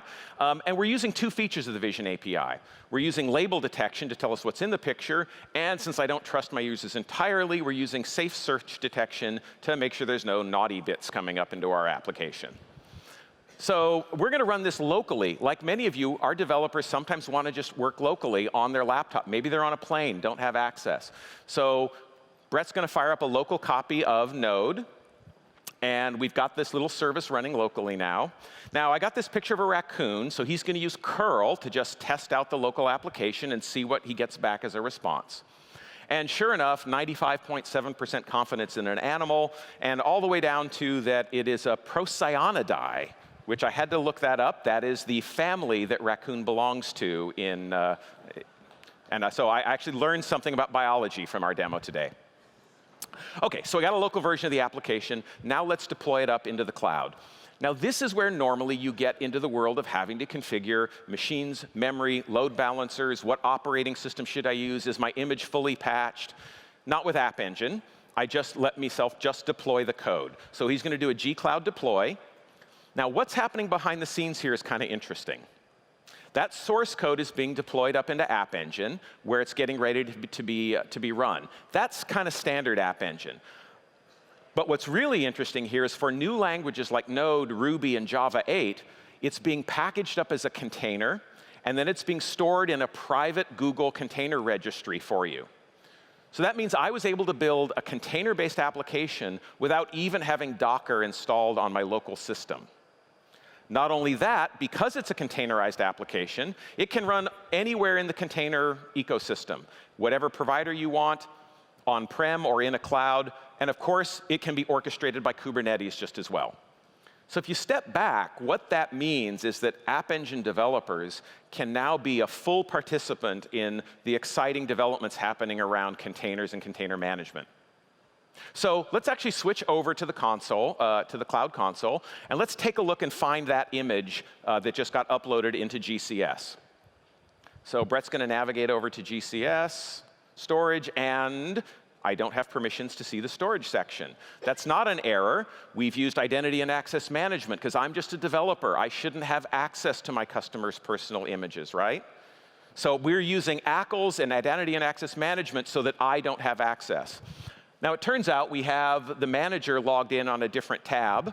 And here, as the manager, Brett can go in and expand out the privileges for App Engine admin, and he could add me as a storage admin for all those capabilities. Now, as the manager, maybe I'm actually really paranoid. And actually, it's not paranoid. It's called actually just being a good manager of security. And what I want to do is see everything that's ever been changed about this project. The activity stream, new today, gives me just that. I can see every configuration, every policy change, every code push, every deployment that happens to my application. This is really handy for tracking down compliance concerns or issues, and it's really important for managers and organizations. Now, while we're here, I want to show you two productivity features that can save you a lot of time. First, SSH from the browser. How many of you have ever had to SSH into a VM and you have to deal with the hassle of picking a password, recording what the password is, configuring keys, not with Google Cloud? You can just, Brett can just one click on the right side on any VM and immediately have a secure SSH session to that machine without having to configure anything. One-click secure access. The other time saver is the Cloud Shell. Have you ever found yourself needing to do a quick bit of work, but you don't have your laptop handy, or you don't have a machine with an SDK installed? Cloud Shell gives you as a developer a private persistent Linux instance that's pre-installed in Google Cloud with the latest version of the SDK. It's like a GCP command line in the cloud. You can access anywhere that you are. All you need is a machine with a browser. The last thing I want to show, yes, I knew the developers would like that.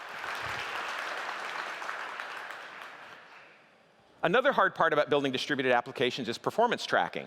Performance debugging, when we used to run on one machine, was actually pretty simple. Now, individual traces are routed to different machines, and how do you actually get a consistent view of how long a request took? Stackdriver Trace is a distributed tracing utility that lets you track down exactly where your server time is being spent. It gives you visualizations like this, where you can compare latency across versions of your application. So you can see if your new version is 5 times slower than your old version.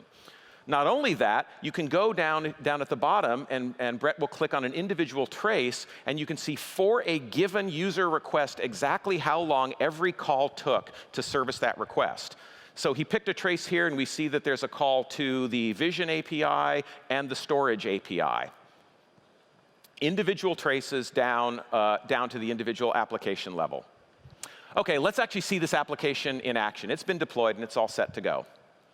So at this point, Brett needs to fire up the application, and let's take a look at, it's asking him for a person, a hotel, a banknote, or sports. Brett, this is your moment. Take a selfie on stage.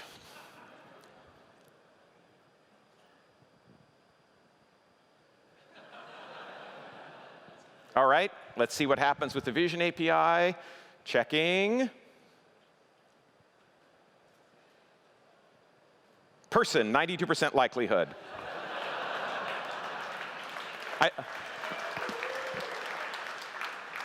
Thanks, Brett. That was great.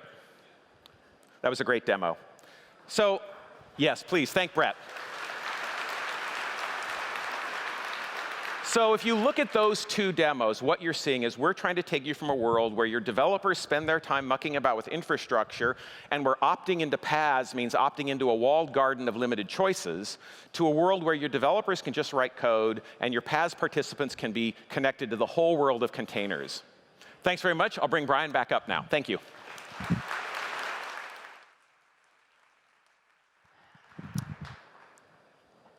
Thanks, Greg. So some companies were born in the cloud, and that's the only world that they know. But then other companies, right, don't have that luxury. They're traditional companies, right, that are moving to cloud really rapidly, and in so doing, they're actually becoming digital businesses. But in either case, the most successful companies are the ones that are actually skilled at managing data at scale. And GCP excels at storage and archival, but it's a lot more than that. It's really about pulling insights from data. And that's what really separates good companies from great companies. Because great companies know how to look at data and understand their markets, understand their users, how people are using their products, and they respond to that really rapidly. So managing data at scale is obviously one of the things that makes Google Google. We built data, search, and analytics, and that's what powered 7 applications of 1 billion users each. And we've actually been pretty open on it, publishing research papers on most of the technologies that you see. And in the case of MapReduce and Bigtable and Dremel, just those research papers have spawned whole industries because they've been implemented in open source. So as a result, when people think about big data, what do they think of first? They typically think of open source solutions. And so now with cloud, our strategy is a little bit different. We're going to actually expose all of those internal data systems as first-class cloud services. And that's what actually allowed us, right, that prior work, to create an industry first around online storage at the durability and the price of archival. That's what's allowed us to bring out a full managed Hadoop platform. But beyond that, the work that we have done inside, because the new projects we use are typically using data streaming pipelines, we brought out Dataflow to integrate well with Hadoop as a fully managed service. And now, with BigQuery, even non-Googlers can process, trillion-row tables in seconds. But as we do this, being open isn't optional. Right? We really believe that businesses are going to choose open as the next platform, right? This is not a point product decision. This is about choosing your platform. So we look for every way that we can actually be even more open than we already are. And a big part of that is why when we put HBase on, or Bigtable on cloud, we didn't use our internal API. We adopted the open source HBase API. And the same thing with Dataflow. I mean, Dataflow is really compelling. We could have used that to a proprietary advantage. Instead, we said, let's just open source the whole model for configuring and executing these runners, these data streaming pipelines, and create an Apache incubator project. So one part of the job that I think is the most fun, besides like standing here, is actually working with customers. Right? And really working with customers, not just from a support perspective, but on an engineering relationship. Right? And so 18 months ago, we actually embarked working with a new customer. And it meant a lot of travel to New York and to Sweden and for them to Mountain View. We built a really great relationship with Spotify. The mission of Spotify is really about being a great musical companion and making it more personal. It's not going to be the streaming music experience or the online music experience. It's going to be your music experience. We create the tools for people to actually swim in that sea of music data and find the information that really corresponds to why they're there. Quite a while ago, we've made a decision to focus on data. Depending on the complexity of the query, it could take a whole day. Sometimes it would have to run overnight. And being able to store that and process that has been a very big challenge. Moving to Google's cloud platform enabled us to take use of the skill that Google can provide. The reality is it's quite hard to build great data centers, and we saw an opportunity to spend our focus elsewhere. And that was really the driver into Google's cloud platform. With Google Cloud Tools, we can rerun the same query, and it might take a few seconds, minutes. The less time that we can spend solving problems that are already solved, like scaling our Hadoop cluster when Google has already figured out how to scale it for us, the more time and energy we can spend on turning our data into value. And that's really a game changer for us. When you're talking about a technology like BigQuery, when you're talking about Dataflow, you will feel the Spotify product evolve, making the user experience great. Once you break down the data, you realize that there are nuances. It's not a straightforward path. It's a mosaic, rich beyond the most popular artists. It's a lot more than that. Music can transcend boundaries of language, culture. If it moves you, then it's there, and it's there forever.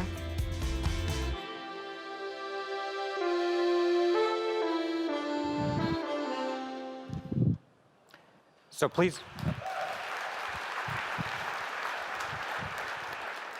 welcome Nick Harteau, the VP of Infrastructure at Spotify.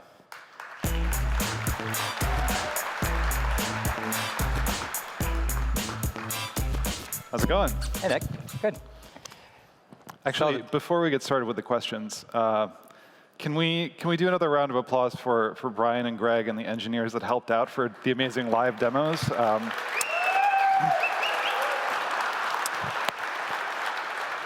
I know that it's not jumping out of airplanes with VR goggles on. No, it's not in the script. It's not jumping out of airplanes with VR goggles on. But for me, as an engineer, that was real bravery, the live demo stuff. Well, thank you. You're welcome. So really, I mean, it's been great working with Spotify. I think we've helped you, but I have to say that you've made us better as well. And today we actually handed you a new piece of code for connecting projects securely without having public IPs. So just another sort of first between the two companies. So thank you for working with us closely. So why did you decide to move some of your platform to Google Cloud Platform? Well, I mean, going back to your presentation, I think the thing that drew us to Google over other cloud providers actually was the data platform. At Spotify, we are, whether it's like A/B testing product changes or building personalized playlists for millions of users every week, we are deeply dependent on data to understand our users and to bring them a great user experience. And Google, as we saw in your timeline, you guys have been a thought leader in the data space for as far back as I can remember.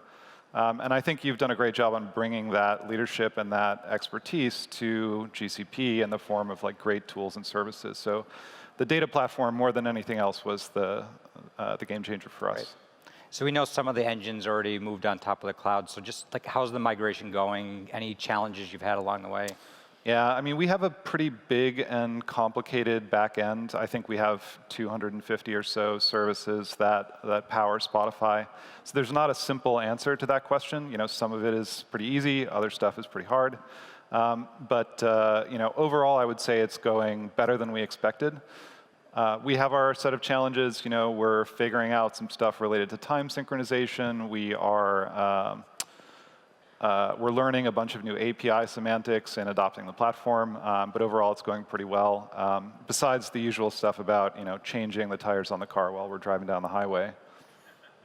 Easy stuff. Yeah. So we love the tweets. So we definitely, that person would be. I think he's inaugurated. He was pretty happy about having. He's inaugurated into our marketing hall of fame. So we thank him for that. But so what else are you sort of hearing from just the experience? What services are kind of the most delightful for your engineers? Well, there's two things I'd want to call out on the migration before we go into the services side. I would say one thing is. One thing that we're like really concerned about and really at the top of our minds in terms of moving to the cloud has been performance.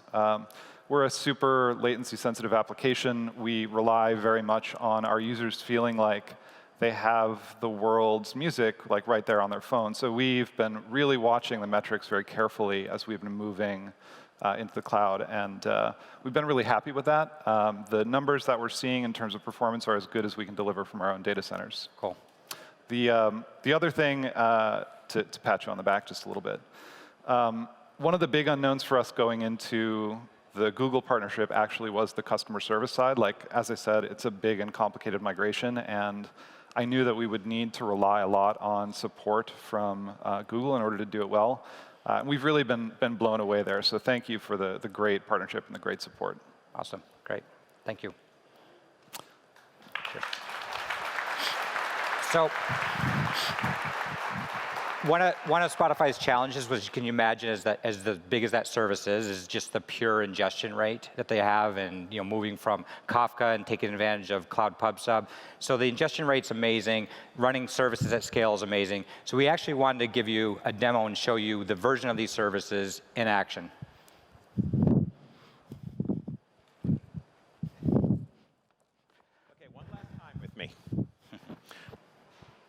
So I think Nick mentioned this, but at its peak, Spotify is serving something like 1 billion streams. I need a slide update here. I've got Eric Schmidt on stage to help me with this demo. Not the Eric Schmidt from earlier, but a slightly different Eric Schmidt. You can imagine the fun crossings of email that they have. Yeah, exactly. The first step we actually want to start with here is ingestion. One of the challenges that Spotify has is how to take data and bring it in at the kind of rates that they deal with. They use Cloud Pub Sub in order to do that. Cloud Pub Sub is a fully managed service for ingesting data at scale. Now, what we're going to show you here is the same sort of tools and give you a glimpse at how Spotify analyzes their data. Now, Spotify obviously treats their customer data and privacy very, very securely. So we have generated some test data of the same volume and the same shape that Spotify actually encounters. So what you see here may not exactly match what Spotify sees in production. So let's start with ingestion. This pipeline is currently running at about 150,000 to 200,000 events per second. Now this actually is running now, and throughout the demo, while we do this demo, we're going to continuously be ingesting more user events at about 100, 200,000 events per second. They can get up to 700,000. And what these events are all the interactions that people do with their mobile application on Spotify. You hit play, you pause, you skip, you share, you make a playlist. That data is gold for Spotify in terms of building a better service or building new features like Discovery Weekly. And with PubSub, they can ingest that data at scale, at volume, without having to manage infrastructure, without having to maintain their own Kafka clusters. So PubSub is globally available, fully managed. It scales from a few events per section up to hundreds of thousands. Now, the next step after the data's been ingested is you actually need to extract that data and transform it into the various storage systems. So Eric's going to switch over, and we're going to show data flow. Spotify is actively working on moving to data flow as their centralized ETL processing system. This is a data flow visualization, and it's running live as we talk now, and it is taking data, sharding it, windowing it by hour so that they get hour-by-hour updates to the data, and then ultimately writing that data into multiple data sources, BigQuery, GCS, HDFS. And it does all this with a fraction of the latency. What used to take an hour now takes 15 minutes. So they're able to get much closer to real-time access to how users are interacting with their application.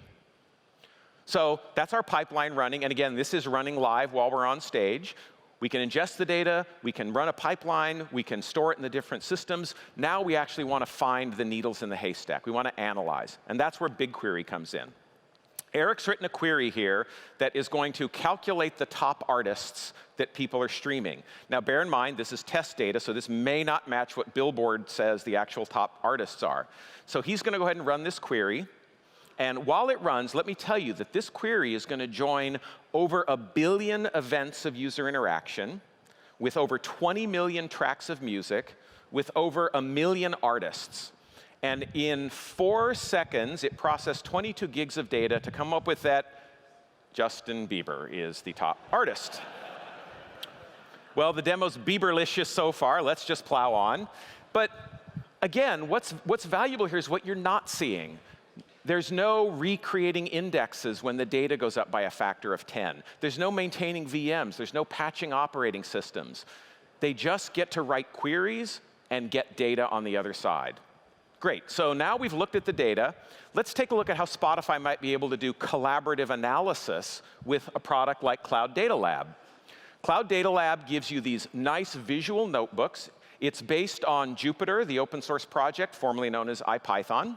And it allows you to combine not just BigQuery data, but because it's based on Python, you actually can use really popular packages like Pandas to do analytics.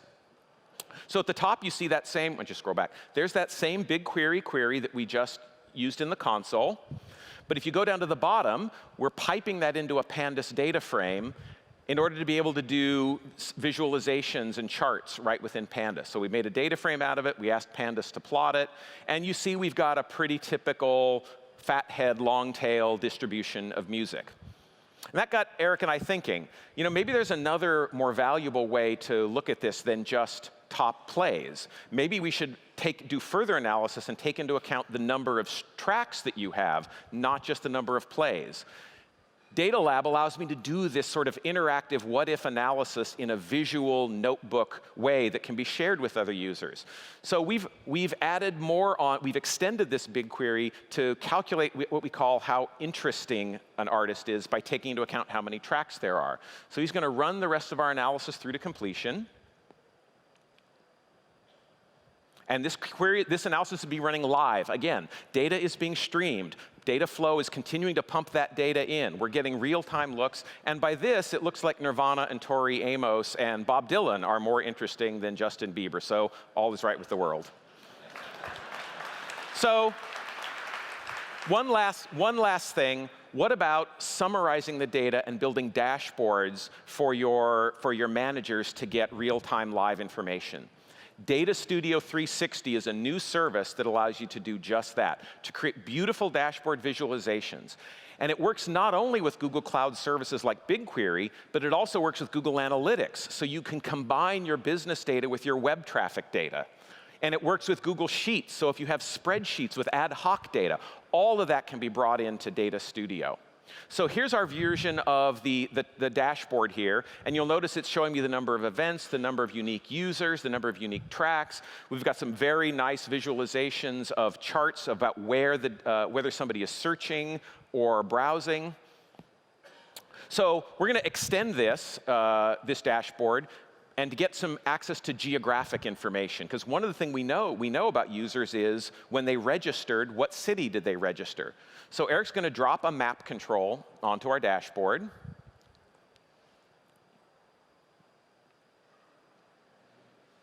Great. And he's going to connect that map up to two pieces of information. He's going to tell it proof that these are live demos. OK, got an issue.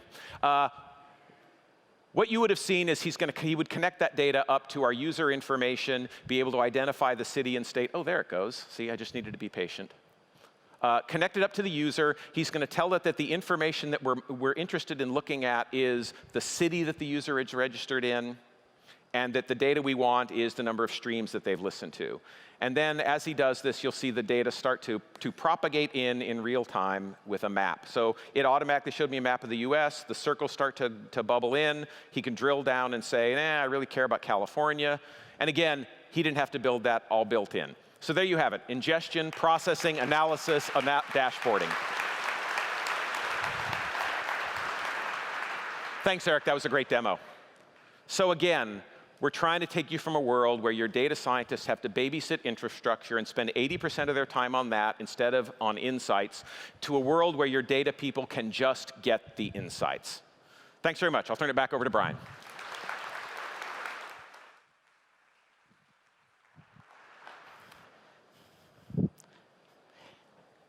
So pretty exciting, but for the past few years, we've been working on sort of what's next, right? And for us, that was, can you actually start with raw data and get insights out of raw data? So can you look at just pixels and understand what the object is? Can you look inside, teach a computer to actually listen to just sounds, raw sounds, and understand what the spoken word is? Or can you have a computer study the game of Go and actually be able to beat the world champion? So 2 or 3 years ago, the answer to all three of those would have been no, right? But now we can actually say yes. So at Google, we've been rapidly building machine learning into all our products, right? And that's why Android voice recognition has gotten so good. That's why Google Translate can translate over 100 languages. And that's why you're actually seeing what we're doing with Google Photos, where you can recognize now it's upwards of tens of thousands of objects. So on GCP, we're going to give you that very same machine learning technology so that you can use it, right? So whether you want to use the entire solutions around vision, speech, translate, or whether you actually want to train your own models using TensorFlow. So one of the very same Googlers, right, that started this whole Hadoop craze by becoming one of the first authors to MapReduce is actually leading our machine learning efforts. So my pleasure to welcome Jeff Dean, the lead of Google Brain.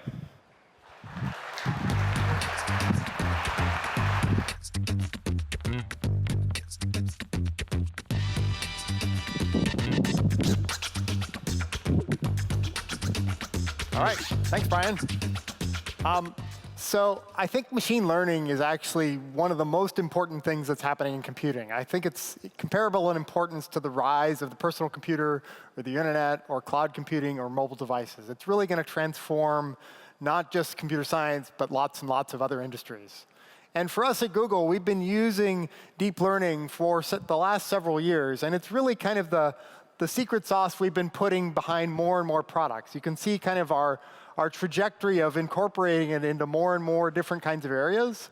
And the breadth of different areas that this kind of technology is applicable to is pretty surprising and startling. And when we started out in 2012 using deep learning in some of our products, it was complicated and kind of difficult, and we built some infrastructure systems to make it a bit easier. We're now on our second generation system. We've made it a lot easier, and that's why you see that rise in the different teams that have been able to apply this to their products. So one of the things that can make it easy is perhaps you want to use pre-trained models that just work for a variety of different kinds of domains, and you want to be able to use them through very simple APIs. So we've had the Cloud Translate API for quite a while now. It allows you to basically give text in one language, and we give you back corresponding text in another language. We think it's the best translate service in the world. It's very simple to use, and people have liked that for quite a while. More recently, we introduced the Cloud Vision API, which is, again, a very simple API to use. You give an image, we give you back all kinds of good stuff. So this is the kind of information we can give you from the raw pixels of an image. So let me give you a demo just of the kinds of stuff you can get from Cloud Vision. So if we go here, it would be more helpful if my demo was up. Let's see. Uh-oh.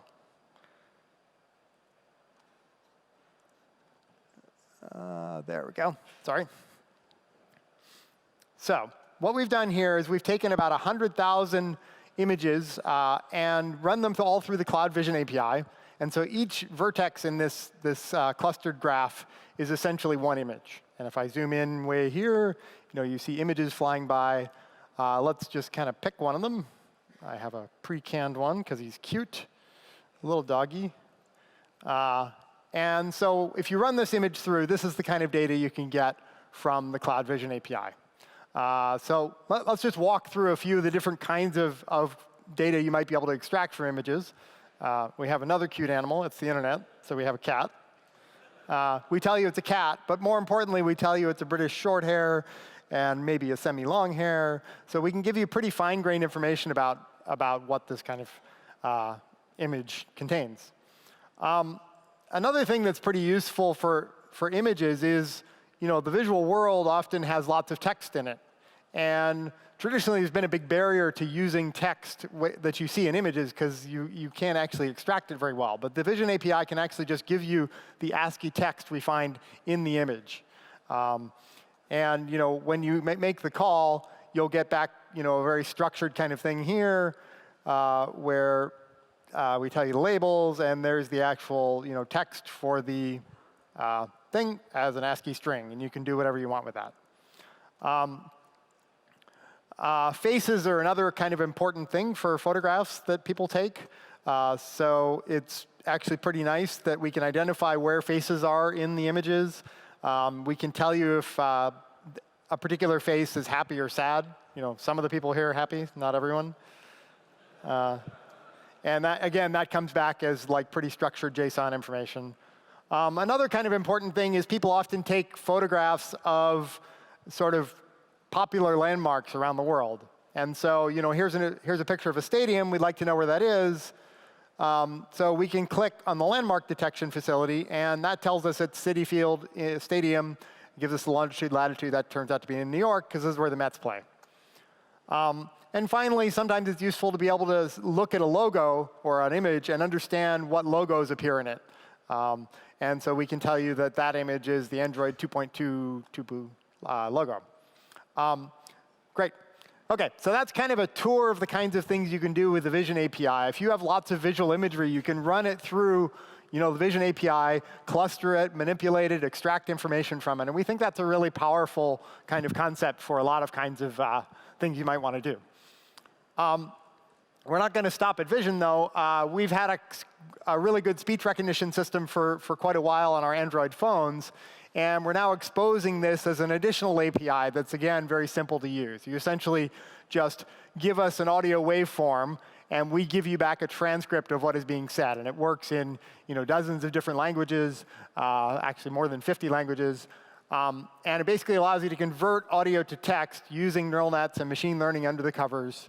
One of the really nice things is it can work in both a batch mode if you just have a lot of text or audio that's already been recorded, but it can also work in a streaming mode. So someone could be speaking into a phone, you send that to the cloud, and we give you back a transcript in real time. So we think that's pretty powerful. So those pre-trained models are a really good way to get started using the power of machine learning and building insights into the data you might already have. Let me show you now, to switch gears a bit, let's talk about how you might want to sort of design and train your own machine learned models. So we've been doing this over the last 5 or 6 years, and this is now, TensorFlow is a system that we open sourced in November of last year.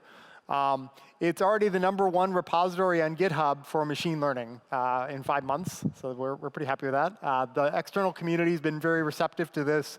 I think one of the nice things about TensorFlow's release was we put together a bunch of tutorials that come with it that show you how to do different kinds of machine learning tasks, and that's been pretty well received, I think. So we originally designed it as a system and platform to be flexible enough for trying lots of different kinds of machine learning ideas and research, but also then big and robust enough to take it and then scale those ideas to real-world data set sizes and then move them into deployment in real products in the same system. So we want really easy and flexible ways of expressing machine learning models and then move them to production really easily.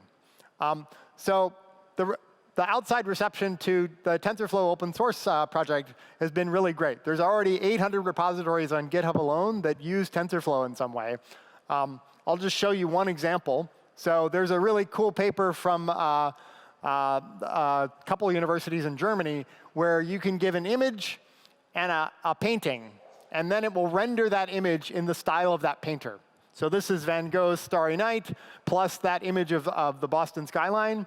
And it's rendered in the style of Van Gogh, but it's the Boston skyline, which presumably Van Gogh didn't get to see. And that's all expressed in TensorFlow. There's an easy repository you can download and use. So the power of TensorFlow is that people can use it to do all kinds of different things, and people already are. So one of the things that we found is that it's really important to bring the power of machine learning to all kinds of different users, both internally and now externally. So I'm really happy to announce that we're introducing a cloud machine learning product based around TensorFlow. So really, this product will allow you to understand your data, visualize it, prepare it for machine learning using the other tools that already exist in our cloud. And then you can use the power of our system to solve your problems in your particular context or problems. So, and then we allow you to then take those models that you've developed and deploy them at scale. So enough talking about that. Let's actually see how this might work in practice with a demo. So if we go back over here, what I have here is, again, another Data Lab notebook. So the Data Lab notebook style is a really easy way to collaborate on having multiple people work on trying to figure out a good machine learning model for a particular problem you might have.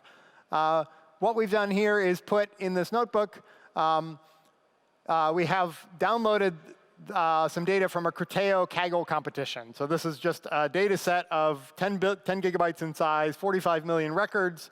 These are a few of the records there. And what you see is that it has a bunch of integer fields plus some string fields. These are actually hashed for anonymization for the competition, but these might be things like, the city the user was in or something. And then we're going to try to predict whether or not this particular set of other variables resulted in a click or not. So our goal is to take all the other data in the record and predict, is this a click or not? And you can imagine, that kind of scenario is pretty common in a lot of settings where you might have, customers and you want to predict if they're going to buy something this month, or you might have patients and predict if they might want follow-up visits or something. One of the things in Data Lab is that allows you to really easily just get a sense of the kind of data that exists. You can get histograms for each of the fields in your data set. You can understand which ones might have missing values and so on. But integrated into this, we sat down, and a few machine learning colleagues and I sat down at a whiteboard, and we designed a model that we want to try for this particular problem. So in this particular case, we're going to use a neural net, because those work pretty well for a lot of problems. And we're going to take the string data here, put it through an embedding, take the numeric data, the integer fields, concatenate all that data together as a set of features, and then put a single layer neural network followed by a single logistic unit at the top to predict yes or no for click. So that's our training label. And then we're going to have an optimizer that's going to try to optimize this path. So that's kind of what we came up with at the whiteboard. This, I won't delve into too much, but this is kind of the code you would write in TensorFlow to express such a model. So essentially, you have a graph. We're going to have some routine in this little bit of code that creates input to read the records from the training data set. We're going to create those hidden layers I talked about with the rectified linear units, and then we're going to create our final logistic unit, and then create a training procedure that's going to optimize the loss of that logistic unit. So this is like one of those routines, create a hidden layer. So you get the rough sense. It's not 2 lines of code, but it's not so complicated. So one of the great things about this being TensorFlow is that you can actually run this locally on your laptop. So many of you probably flew here, and you might not have internet access on the plane home. So you can actually just run your TensorFlow model locally. So that's the command you would run. And then after a little while, we will have a trained model. And this is a graph of training over time. So this is the number of seconds that our model has been training. The blue line is our loss on the training data set. And the yellow line is the error on the validation set. And we want the error to go down. And sure enough, at the beginning of training, it was not so good. And then it's gradually been creeping down. And obviously, being able to predict this metric better could be quite important in the particular application you might have in mind. So that's great. And after about 30,000 seconds, we got down to an error of 0.304. So great. So let me show you how you make this use our cloud machine learning product. You take that command line before, and you add -- cloud. And you can also optionally say how many replicas you want to use for this model. So in this case, we're going to use 20 replicas. So we're going to get 20-way parallelism in optimizing this particular model. And now we get pretty much the same looking curve, which is good. And it goes down to about, what is that, 0.306, 304 at the end. I'll show you a comparative graph. But it did it in about 1900 seconds. So that's the difference between kind of a full day before you kind of get the answer to your experiment versus 20 minutes, 30 minutes. You go get a cup of coffee, you come back, and now you can iterate. The same way the Spotify team was talking about how they get much faster iteration and are able to sort of explore their data and make insights much more quickly. This is the same kind of thing for machine learning. And here you see graphs of the local processing in instances per second, a 10 replica version in yellow, and a 20 replica version in green. And just to kind of show you, this is the magnitude that you get in improvement of error over time if you use the single replica versus the 10 replica and the 20 replica. And if I switch this to steps, which is kind of update to the model, you'll see they're almost on top of each other. It just happened 20 times as fast. So that's great. So we now have a trained model. What do we want to do with it? Well, one thing we might want to do is actually deploy that to a production setting and see, do we actually observe real improvements? So what I have here is an open source load testing tool, and it's pointed at making requests to get predictions to one of the models that we trained. And you see we're simulating 100 users kind of concurrently using some service, and we're doing about 12 requests per second. So one of the real nice things is to go from the idea you had to a deployed model, and then if it's successful, to not have to worry about scaling anything. You don't want to have any sort of ops required to add capacity. So let's simulate 100 times as many users now. And I'm just going to hit reload on the refresh tool, and all of a sudden, we're hatching new users. Apparently, they need hatching. And what you see is the latency's hovering pretty steadily. Our requests per second are ramping up, and all of a sudden, in maybe 10 or 15 more seconds, we're going to go from load X to 100X without any work on our part required. And that's kind of the experience that we think you need for getting machine learning, trying out lots of ideas, iterating quickly on the ideas, and then taking that idea and moving it into a production setting without any muss or fuss. So that's what we have there. Yeah.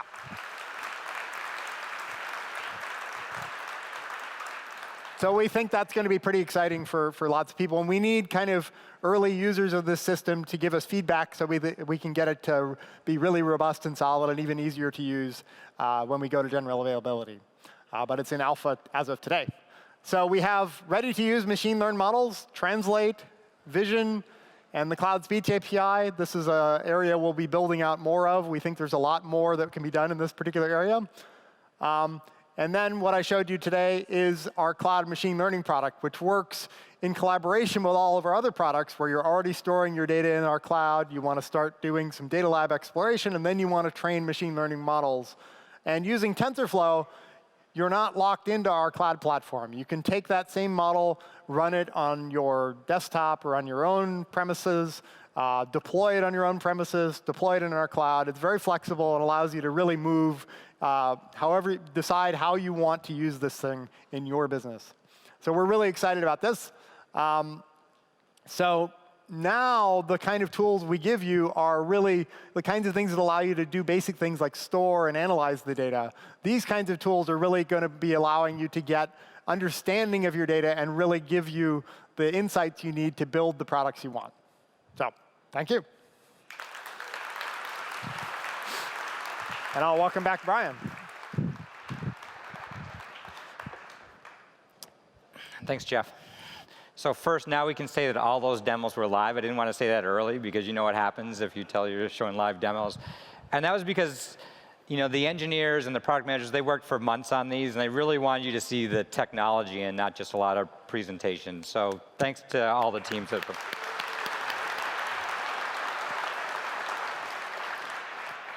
So as you can see, Google Cloud Platform isn't this single service. In our opinion, it's this collection of beautiful and well-integrated APIs that let you do the traditional things like spin me up a VM and give me the OS that I care about, or the really advanced things. Give me a zero-ops autoscaler and spread my data across 5 regions. But it's also the place where security and operational control come together so that the most risk-averse of enterprises can put their very first application on top of cloud or integrate our network directly into their on-premise. And it's also the first place that new technology is being born, things like deep learning, and put directly into the hands of developers that never would have been able to access that technology in the past. So we really want you to take advantage of the next 2 days, right? So we've got some great sessions for you. We've got an evening event tonight. Tomorrow we have, in the general session, we have 3 talks. You're going to hear from the person that leads all of our data centers. It's really fascinating. You're going to hear the person that's going to tell you where the TL for where containers is and where this is all going, as well as from Niels on what's happening inside of Google Security. But most importantly as well, we've sent a lot of engineers here that aren't giving formal presentations. So really take advantage of the hallway conversations, right? Meet the engineers, have some conversations around that. And there's developers from other companies that have come here all over the world. So it's really all about the conversations. So thank you.